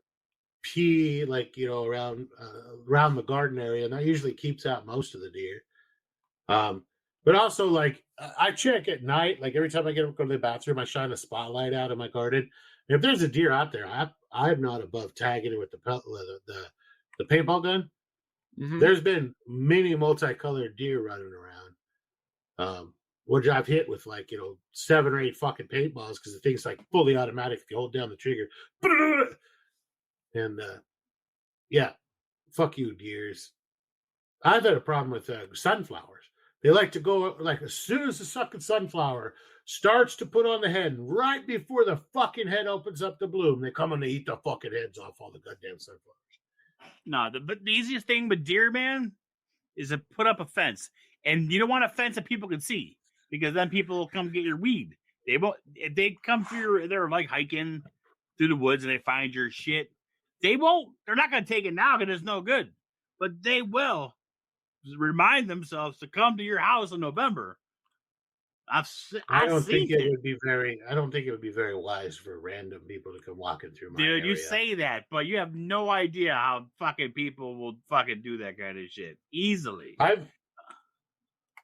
Everything I've been trimming, like all of the trees and all the big cactus pieces and stuff, I've been lining the edge of my property with them to make like a hedge. And it's probably 6 foot fucking tall and almost like now it's almost 400 yards long of just cactus, spiky shit, fucking like the deer don't come through there anymore. They won't even jump over it because it's probably like 30, 40 feet wide. But the idea was to keep, because for a while, people on their 4-wheelers were zipping across from the property way down at the end, probably a half mile away, along this old like power line road and going right through my freaking property, and I didn't like it. So I was like, okay, well, I'm just going to start building a hedge of all the trimmed tree pieces, and it seems to be working. They haven't came through there again. They get to it and they stop and they turn around and go back. So good deal. I have a little bit of property. I had a bunch of crackheads coming through it. I took a bulldozer and dug the fucking road up and made a mountain on the other side of the hole. That slowed them down a bit. If I had a bunch of crackheads, I have so many deer cams out. Like that's how I found out they were coming back there. I mean, it looked like a highway on a freaking old trail that's not even a road. I got about a dozen deer cams out that I just have because I like looking at the wildlife and like seeing how many quail, how many are coming to the water that I put out, how many turkeys, stuff like that. I like looking at the animals. So, but I have so many of them out, like on game trails and shit. I've never seen another. I've seen occasionally stray dogs, lots of coyotes and shit, but I've never seen another person over here. It's just I'm really kind of like there's not really anybody around me except for that one family like a half mile away, and that's going to be about the closest people I have to me is about a half mile. So I'm not super worried about the whole like weed smelling in the greenhouse because the greenhouse is open. I mean it's 90% open. Basically, honestly, nowadays the cops aren't even really looking for it most of the time. I mean, I'm not worried. I'm not large amounts, Yeah, I'm not worried about the police. Nobody really gives a shit anymore. You can't even get them to you can't even get them to arrest. Like, we show up to a house and there's like a huge amount of marijuana, like a fucking bucket full, and they're sitting there and dividing it up and putting it in fucking bags. Because then somebody's OD'd on heroin in the fucking bathroom. We show up, but they don't give a shit about the fucking weed. They're like, oh, that's cool. What's your name again? Oh, yeah, cool. They're probably just looking at where they could score it again for themselves.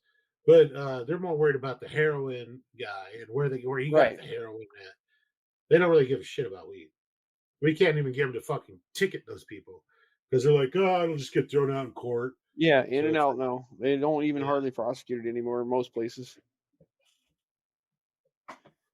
Yeah, which is a good thing. I think weed should be legal and liquor should be more illegal. No, don't you dare fuck with my alcohol, goddammit. I'm sorry. I like making my fucking alcohol. I want everything I enjoy it too, but damn it. Hey, making it's still illegal anyway. Yeah. Everybody thinks it's not, but it is. well, in Texas, Because you're not making alcohol, you're making hand sanitizer. All right. When it comes to the distilling laws in Texas, it's perfectly legal to make it for your own use. However, it's still illegal federally. So it's kind of looked at like that whole like weed is illegal federally, but it's legal, so nobody fucks with you as long as you're not selling like mass quantities of it. Funny story is I gave some of my whiskey to a friend of mine, and I didn't know that his son is on like the sheriff's department. And so he wanted some too. No, so he's like, well, I don't really. He didn't tell me at the time that he doesn't really drink. I was like, so the next next time I saw him was probably about a week later. Like, hey man, how'd you like that whiskey? He's like, well, I don't really drink, so I gave it to my son. I was like, oh, okay, well, how do you like it? He had a bunch of his friends over and he fucking loved it. I didn't know that was him until this last shift when I was on fucking duty and I had to go to that city to go to help out. And they were like, oh, hey, dude, you're the guy with the whiskey. And I'm like, so I've got like 6 cops, like, and like 2 freaking. That's a negative threat or whiskey. I was like, I will not like confirm or deny that. And then like, so all these other cops were, because it was a big car wreck. So we called for mutual aid.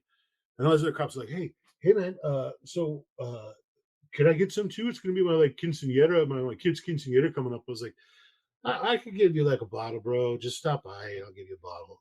Like, it's like everybody at this point, everybody fucking knows.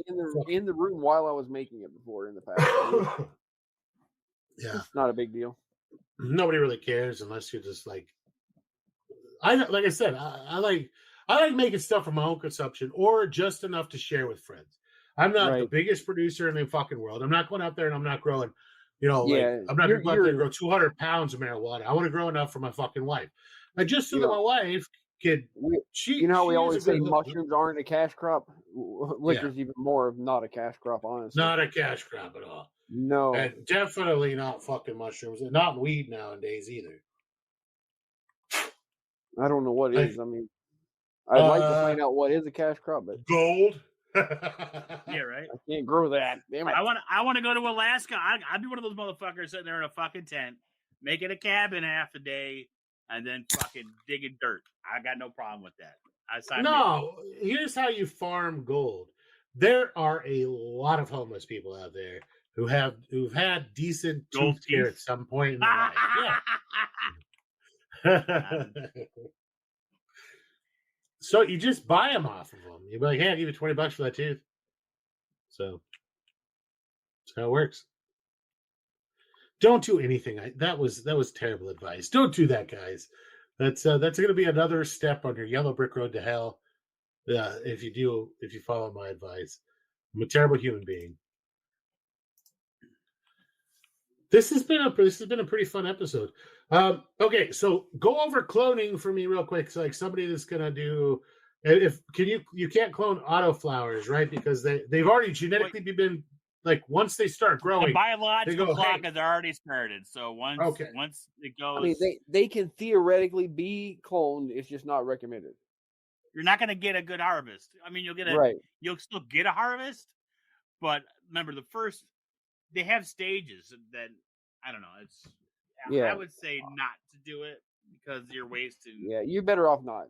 Autoflowers are one and done for the most part. Because then the original plant that you cloned from, it's going to take a few days to recuperate before it starts growing again. And then those ones that are like smaller in size, those are hybrid ones, right? They're the indica. No. Well, indica is a natural small one, and sativa is naturally giant. And you have hybrids between the two, so they're more indica, more sativa, depending on the size. So there's every range of the rainbow in between.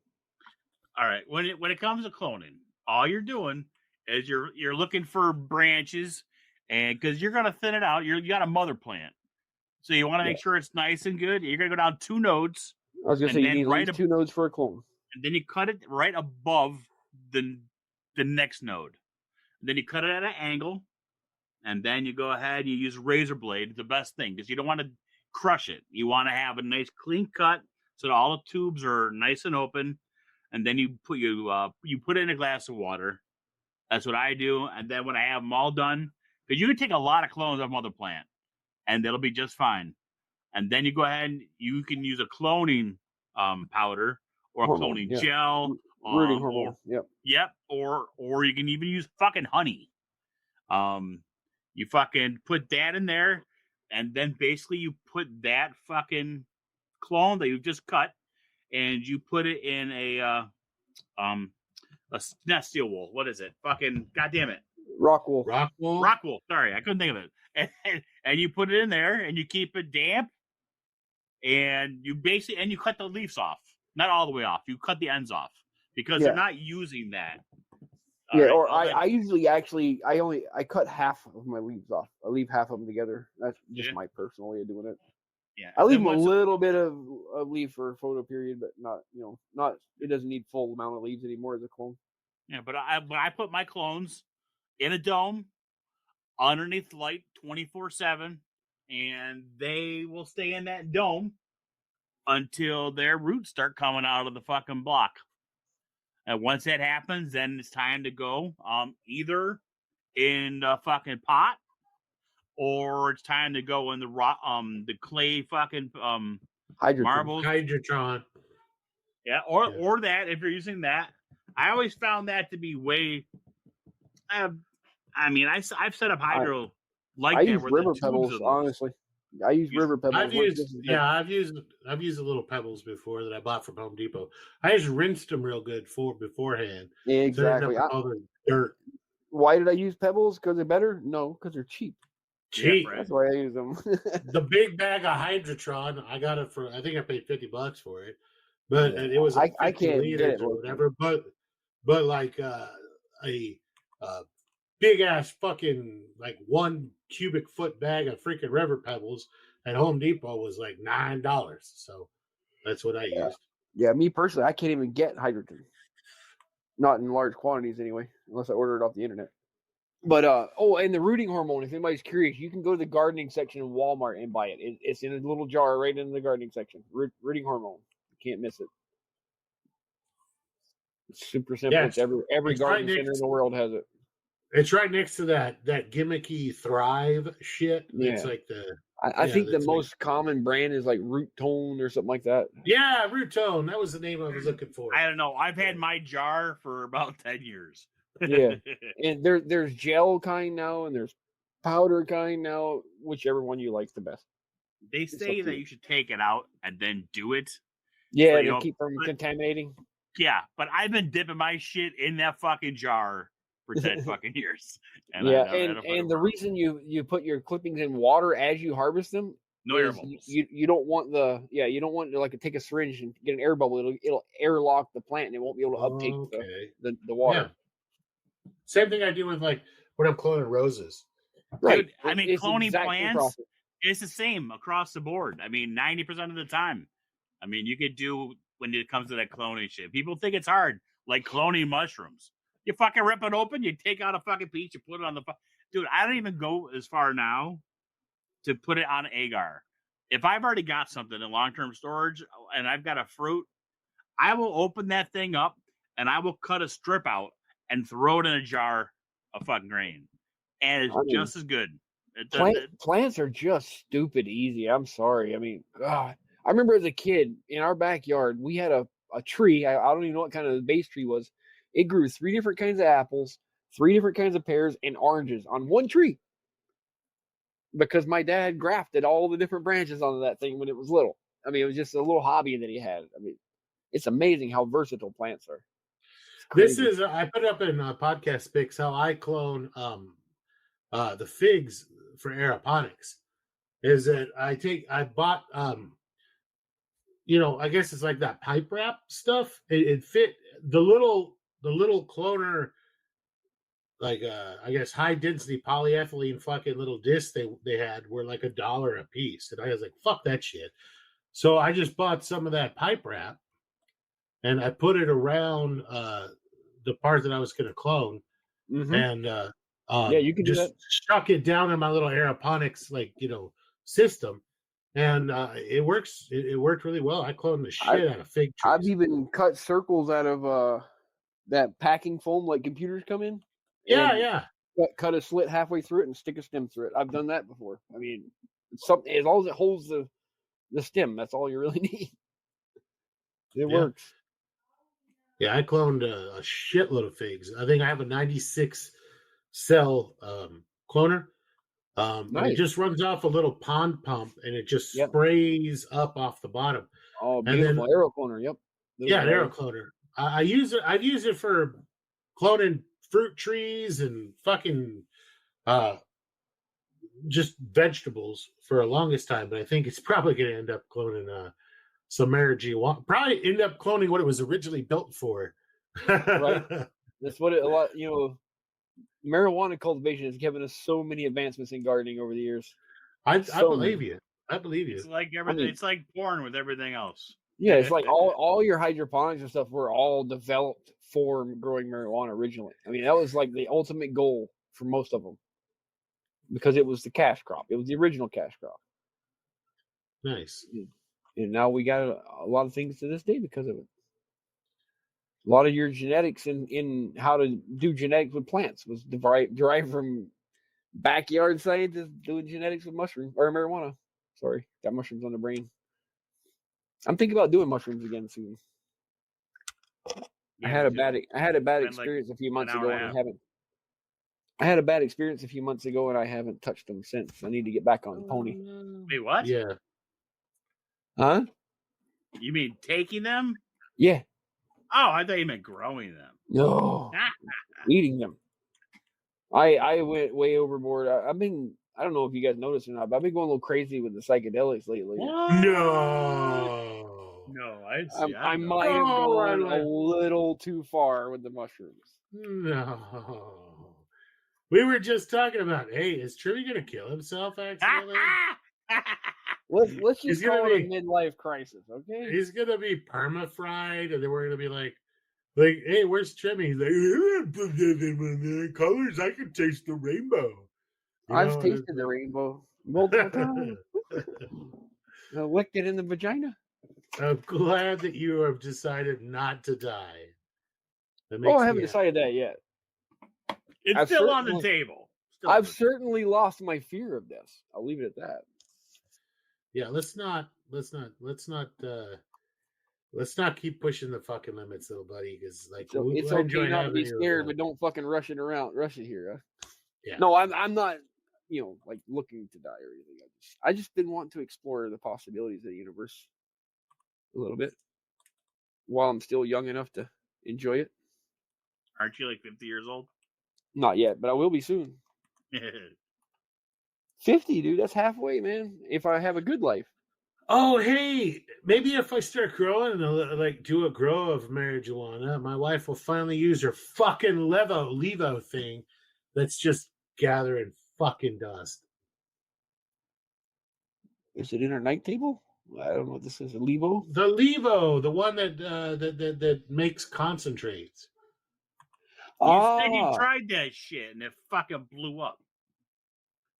Oh, I thought it made something too strong or something. Oh yeah, no, it did. It did when she did it, but I'm not familiar with that device at all, so that'd be your territory. They can use those for tinctures and everything else. It's pretty nice. Oh yeah, cool.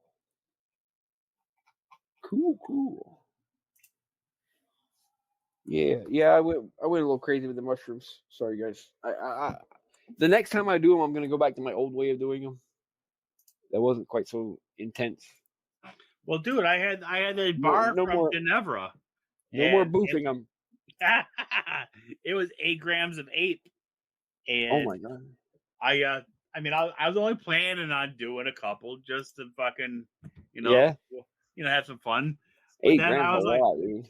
But then I was like, you know what? It's chocolate. It's got chocolate bar sitting next to me. I was like, right. And then 30 seconds later, I realized I ate the whole chocolate bar, and I immediately regretted my decision. And then, I told you guys 8 grams. I was fucking talking to the fucking YouTube. I was watching fucking comic books and pew pew pew. The television going pew pew back at me, and I was like, "Oh shit, I'm under fire!" Yeah, great. I was getting twitches. I only did 2 grams, bro. I only did 2 grams. Yeah, it didn't hurt me, but I did it with Harmala, so yeah, that was a little more than I bargained for. Harmala and mushrooms are quite powerful together. Be careful if anybody's out there listening. I imagine. I literally had full-on hallucinations like Deadpool did with 8 grams on 2 grams. I couldn't even type. I was trying to type, and the keyboard was like the keys were expanding and contracting, and there's like 5,000 keys down to 2 keys, and it was crazy. Yeah, you're doing binary. Yeah, 1 0 0 1 1 0 1 1 1 0 1 1 like benders going through time. Yeah, 0 1 1 1 0 1 1. Oh my god, kitty cats. Fucking cats, dude. They're the devil's fleshlight. We still love you, Sleepy, but this is your craziest get rich quick scheme you've ever got. Fucking. I've got to put him one. I found a gift for him. Hold on. General. Here we go. Paste. Yeah. So many cats. Jesus Christ. That's what's going to happen. He's going to end up with 75 fucking cats, and then he's going to be responsible to selling them, and then she gets half the money of whatever he sells them for. Yeah, for $1. Do they come with a free burlap sack? I didn't say that out loud. I apologize. That was a joke, everyone out there. They come with the free snake bag. Yeah. But whoever posted that last week. No, I love other people's cats. I do not want to own my own. My daughter got around the no cat rule by her, and she works for my sister-in-law. It's a strange thing. They got cats for their offices, baby kittens. I don't understand how this shit works. Well, I have to bring my cat home for a few days because I got it fixed and it's got to heal. She brought it in, and immediately her dogs tried to eat it. And she's all upset. I was like, well, yeah. That's why we're not cat people. We're dog people. It's not really healing now. Now it has to heal more. Yep. Yeah, she's all upset. She thought she was going to sneak it home and everything's going to be fine and dandy. Yeah, it didn't work. Nope. We should do an episode later on about extracts and making like weed gummies and weed edibles and shit like that. That would be an interesting one. I'm not the same exact thing as what we did with the extract for fucking mycology. It's the same exact thing. Real similar. I mean, there's a lot of more ways you can extract weed because you can do the hydraulic press method. You can do butane extraction. What else is there? I think there's a freeze drying way of extracting, isn't there? Well, you process the extract in the freeze dry, and it makes like it looks like clear hard candy. Yeah, shatter. I think they call it. Yeah, that's what I was looking for. The word. It's real similar to mushroom extracts, but there's a few different styles, I guess we'll call it, to get to the same point. But mainly, you're just extracting the terpenes out of it. Cool. I'm talking about all the tryptamines and the active ingredients. I'm just using terpenes as a general term for anybody who's trying to correct me. Very cool. I feel like we've covered a pretty good amount. You guys definitely got me excited to give something a try. We haven't even talked about topping, lollipopping. Well, talk to me about that. I think Deadpool should enlighten us. Yes, talk to me about what the hell. Okay, here's our scenario for you, Deadpool. We got our weed plants growing. They're getting up there. They're ready to start. I guess we'll call it training. Yeah. Let's say what's your recommended method? 5 or 6 feet tall. Well, there's you don't start training like that. You start training them like when they're about 6-7 inches tall. But I don't know what the fuck. After you top it, every time. Okay, here's what the topping. You're gonna take you're taking off new growth above the node, which then the plant will grow 2 in space of that 1. Okay. So now you're gonna have 2 main stalks coming off instead of just 1, which means 2 buds. Now you can also top those 2 once they grow a couple nodes, which will allow you now to have 4. Now they also have, some people like to do 8, or they do what they call a 6-shooter. But once you get your tops the way you want them, all right, Now, there's ways to do it. There's aggressive, and then there's a non-aggressive way. You can actually pinch the plant and bend it. Pinch it and bend it and twist it, and then push it over. And then the plant will heal where you leave it. All right. Now, that's aggressive, obviously. And then the non-aggressive way is you can do it a couple ways. They have the a stake where you bend it slowly to where you want it to start going, and then you put the stakes in to hold it in place, and then it's going to grow out and up because it's still trying to get to the sun. So you're open. What you want to do is open the center of the plant, so you get more sunlight onto more leaves, which means more fucking nutrition for the buds. You're trying to make it into a bush, right? Yes. Now, well, that with one plant, you can easily take one plant and fill a 4x4 tent, maybe even a 5x5 tent. With that, you use a sea of green, a scog. It's a net, and you're basically pushing. Scrog. Yeah, scrog, whatever. Yeah. And but you're gonna keep pushing it over and out, and then they're gonna go up through that net, and then you're gonna do a 6, and then as they come up, you're gonna keep pushing it out, and you can anytime it sends up a riser, you fold it over and stick it back under the net, so it goes out sideways instead of up. And then a natural marijuana plant will try to grow one singular big giant bud right in the middle. They call it a cola, and you're trying to get one plant to grow multiple of those. Okay. Now, and then the with an autoflower, you got to be less aggressive in your training. Well, you can't even because you have less time. Yeah, I was gonna say, well, you can't even really be aggressive because if you're topping it. Yeah, you could do like one top, maybe 2. I wouldn't recommend any more than that with an autoflower. Yeah, I wouldn't do any. Only because and you could not do any. That's also an option. I mean, only because if you don't do any, you're still everything's gonna go into that one cola. So you're gonna get one cola the size of your fucking forearm. Right. You know what I'm saying? Well, not with an autoflower, but I mean, you're still gonna get one bigger cola or 2 smaller colas. Depends on what you want.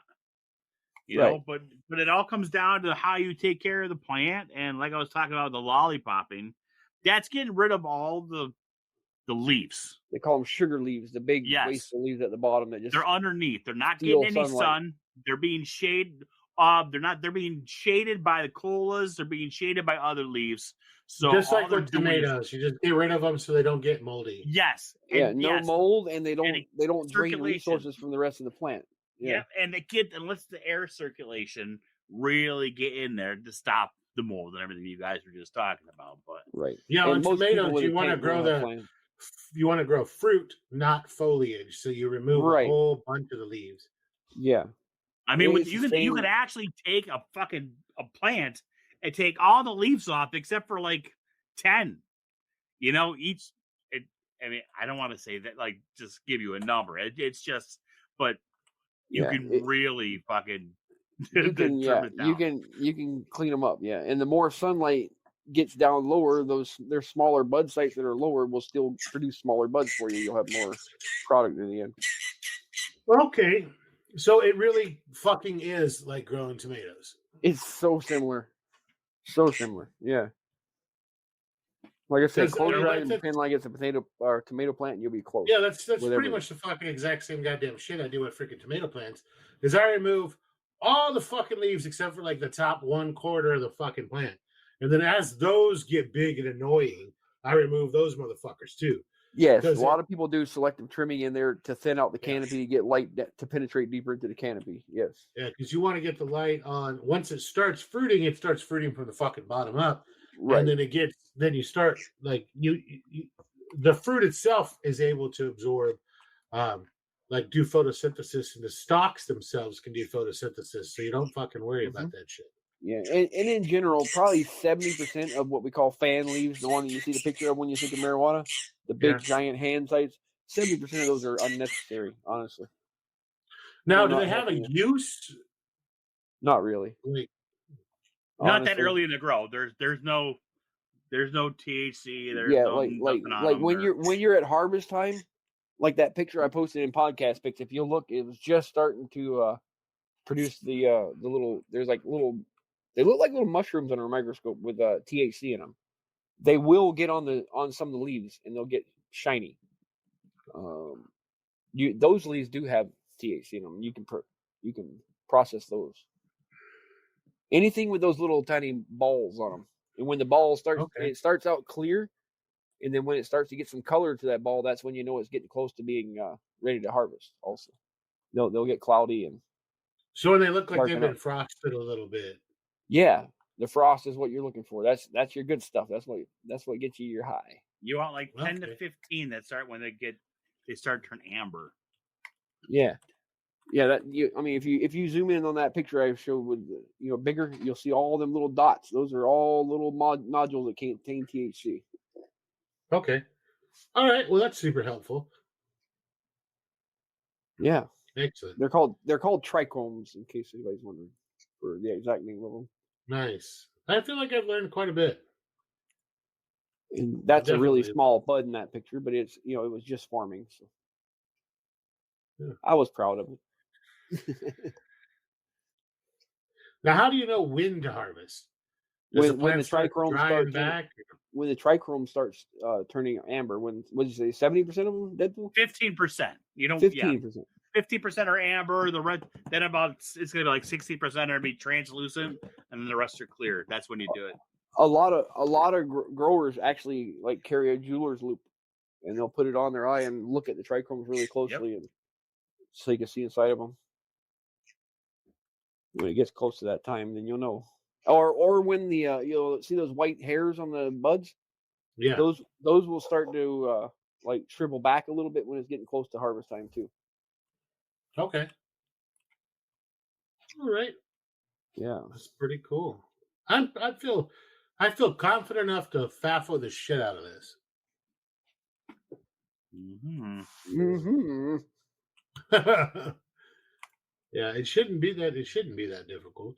I don't know why everybody's not just doing a little like secret grow or hidden grow. Everybody is. You'd be surprised. Maybe I'm the last motherfucker, and everybody is laughing at me on the podcast, like, you haven't grown any fucking weed. Well, that was going to be my first question because I've never heard you talk about it. Right? Yeah. And I'll do my first thing, because I know Jeremy has allegedly grown some. I know I've allegedly grown some. I don't even smoke weed and I grow it. That's the sad exactly. part. I didn't. Yeah, no. Like my old girlfriend, she used to work at a donut shop, right? So that was the only time I'd ever smoked weed. And I gained like 30 pounds because she would bring home fucking peanut butter frosting donuts and weed, and I was like, "Fuck, yeah, let's get this done." Challenge accepted. Yes, 1 dozen of donuts later. Isn't that strange though, when you're just all fucked up and you're like, God damn, this is the best saltine I've ever eaten in my fucking life. Yeah. Is this a Ritz? You sure it's not a Ritz? Oh, good times. Yeah, no, I've nope, never done. I've eaten edibles occasionally, but I was with my job, I was 16 years old before I ever even tried weed the first time. Now my wife, she smokes a lot of weed, but her job doesn't give a shit, and like 90% of the people at her fucking job smoke weed. When they came to America, they were like, "Hey, you got to hook up." So it was like, it's nobody cares. It's really only America that really gives a shit anymore. Yeah, and that's slowly changing. Yeah, that's because we're slowly becoming Chinese. Yeah, I don't know if you guys know this, but I was raised in northern Florida, and that's not a real place. But my father was originally from Michigan, right? So we went up there to visit my family in Michigan when I was 16, and my aunt gave my cousin a bunch of money and said, take him out and have a good time. So his idea was grab some weed. And I tried weed for the first time. And I was the kid that was scared to talk to anyone. I was like scared of my own shadow as a kid. I got on that shit and I crawled through the window of McDonald's drive-through trying to get the girl's number that worked in there. It made me come out of my shell. We'll say. Good times. That's awesome. Good times. Then you got to do the walk of shame when you get home and try and act like you're not fucked up when you walk by your parents. That's great. Like I've done, I've done the edible gummies and shit like that, and they were quite enjoyable. But the one time I tried to smoke weed. Oh god, this was. Oh, by the way, I got the number. Okay. Oh, nice. I'm trying to think. This is probably 15 to 17 years ago. I had a friend who was a pretty good. She was a female, and she was a pretty good pothead. She's like, "Come over and we'll barbecue and hang out." But she was a friend. We weren't the type. She was not attractive, and so definitely not the type we were gonna do anything. So I hang out. We barbecue. We have a great time. And she's like, "I'm gonna smoke some weed and let's watch this movie." And I was like, "Okay." No, it was. I don't even remember. It was a fucking Disney movie, and she's like, "You should try it. Just take a hit." Well. Like the last time I smoked weed was when I was a fucking kid, and we did you had to really take a big hit to get fucked up, right? Like to feel anything, because it was like ditch weed from Mexico. So I hit her a little fucking pipe, and she's like, "That was a lot." And I was like, "What?" And she's like, "You better sit down." And then I just was gone, and I didn't realize that we'd watched the movie twice. And I was laughing at the end of it, and then she was like, "We watched that movie twice." I was like, "What time is it?" She's like, "It's like 2:30 in the morning." I was like, "The last thing I remember, it was like 10 p.m. Like, what happened?" She's Dude, like, I did that one time, and we watched Superbad like fucking 8 times from when we started partying till we fucking decided that we were fucking sober enough to leave. And I think it's because nobody wanted to get up off the fucking couch and change the fucking channel. So we watched Superbad on fucking repeat. It was crazy. Oh man, my head was so heavy I couldn't hold it up. It was wobbly as fuck. I was totally couch locked, hard. That's when I realized that while I was out, she had dyed my hair black. That was great. Yeah. Okay. Yeah. I was like, I don't look good with black hair. Thanks. That was great. Well, maybe you could shower it out. I was like, add some pink. No, you couldn't shower it out. You couldn't shower it out. It took a long fucking time for that shit to go away. Because she was like a hairdresser, but she was like a hairdresser for punk ass people, the one and I had this glorious mane of fucking hair that was down to my ass. And she's like, "It'd look really good if you dyed it." I was like, "No, leave it alone," because it's all dyed from the sun. It was gold and brown and everything. And she's like, "I'm gonna color it for you." Evidently, I was so fucked up I didn't realize that she colored it. And yeah, it took a long. She even did my eyebrows. My eyebrows were black on my face, and I have a white ass face. It did not look good. It was weird. My goatee was dark black. I look like something that fucking that German rock singer band fucking threw up. Disturbed. I look like something Disturbed threw up. It was not cool. Sounds horrible. Yeah. It was bad. Awesome. It was really bad. It was really ugly. That became 2 months of hiding at home on the farm before I became human again. Anyway, does anybody else have anything to add to this fun little fucking conversation, or anything good to say, any news, anything like that? What do we got here? Usually Trimmy has something nice to say to people. I hadn't really thought about it tonight. Something nice. You think spring? Or just some sort of cultivation-y type. Yeah, I have something nice. Spring is here in the United States anyway. Get outside, take a walk, enjoy nature, watch a sunset or a sunrise. Think about how pretty things are once in a while. Yeah, it's Okay. pretty. Yeah. That's about all I got. Beautiful. See, that was inspiring. And then we're gonna go to Deadpool. What do you got, Deadpool? I don't know. Don't You're smoke growing crack. mushrooms. Feed your friends mushrooms. Not like Aaron Patterson, who feeds them poisonous mushrooms. Feed them edible mushrooms. Yeah, or the mushrooms that maybe gets them a little bit high. But don't surprise that shit. Don't surprise people. Don't ruin my shit, Pharaoh. I know what I said. Don't surprise people with animals. But like, don't be sitting there watching them. How's the spaghetti? Feel anything yet? You know, because that's going to result in a bad trip. Like, what do you mean feel anything yet? Did you put poison in here? What the fuck? Is that rat poison? What the fuck's going on? You know, it's like brain's going to race at 1,000,000 miles an hour. You're going to start tripping balls. Next thing you know, you try to explain shit to the police. It doesn't work out well. That's all right, something positive. With backhoes. Something positive from me. Say hello to your family and friends. Give them hugs and kisses. Yeah. I'm not feeling that positive. I'm mostly just really excited for this grow season. I think I'm going to definitely try growing some weed. I think it's going to be a lot of fun. I think that you definitely don't want to grow your weed and your mushrooms together from cross contamination with like trick. But I'm definitely excited and learn new things, guys. Don't be afraid to expand out and learn new things. This is completely new to me, and I'm excited as shit about it. Never be afraid of failure. All the people that come on the channel and ask us, what about these new ideas you have? Fucking start that shit beforehand so that you have some knowledge on your fucking shit. You know what I'm saying? Because we don't know. If it's something new, we don't know what it is. Yeah, I get people that come on and talk to me about, well, how did you come up with this or how did you come up with that? Literally for fucking around. Literally just been like, I wonder if this will work.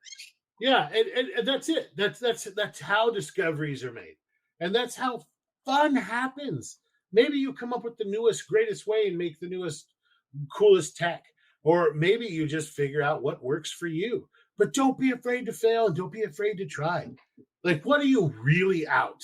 Like, maybe $2 or $3 worth of material? Like, I understand when it comes to, like, marijuana seeds, which are like $10, $20 a fucking pop, that maybe experimenting is a little bit scary. But, dude, that's one meal at McDonald's these days. McDonald's is expensive as fuck.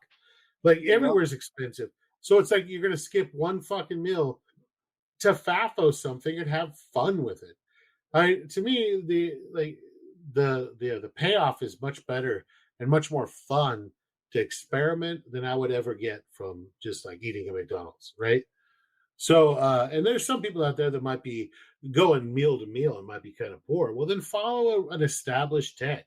But from what I'm understanding, as far as like growing weed, is it's not much different than growing tomatoes. It should be really as fucking simple as goddamn growing tomatoes. And Betty fucking over there can grow goddamn tomatoes in her fucking garden, and she's got goddamn Parkinson's. So if she can grow fucking tomatoes, you can grow goddamn weed. And another thing, let's say you are Mr. Broke Dick that ain't got no money whatsoever. You must know somebody who smokes a lot of weed, and everybody I know who smokes a lot of weed has a little baggie of seeds in a fucking drawer somewhere. They just have no idea what the genetics are. They just found a seed in their weed one day. See if them fuckers will grow. Exactly. Think of it as a little bag of spores. It's a fucking lottery. You never know what you're going to get. Yep. The worst thing that fucking happens is you can force it to flower and rock on. Right. Worst thing that happens is all males and you get nothing, but still. Whatever. It's still fun. Well, at least you grow a plant. Yeah. Yeah. It's practice for when you do get really good seeds. Anybody got anything else to say? Yeah. Nah. All right. Well, with that, guys, we appreciate you listening. We love our listeners. Thank you very much. This has been our weed growing episode. If you have any sort of questions, you can go ahead and find us in our Discord. The link will be below. If you'd like to support this channel, if you'd like to go ahead and give us these sort of donations, right now we basically pay for it out of our own pockets. That you can do so by sending us to the Venmo. It's going to be at FAFOCult. Or the Cash App is going to be $FAFOCult. Anything helps, guys. Like, $5, $1, whatever you want to send. We appreciate it. If you'd like to buy any sort of merch or support us that way, you can do it through our Etsy. It's going to be FAFOCult.etsy.com. If you want to send us love mail, hate mail, any sort of questions, you can do so at FAFOCult. MichaelNutty.com. At FAFOCult@gmail.com. Yeah. Yeah, we love you guys. We wish that you guys the best on your growing endeavors this coming spring when it finally thaws out enough for everybody to be able to play gardening. But now's a good time to start thinking about what you're going to do and what you're going to plan for everything. With that, guys, we love you and good night. Right. Peace.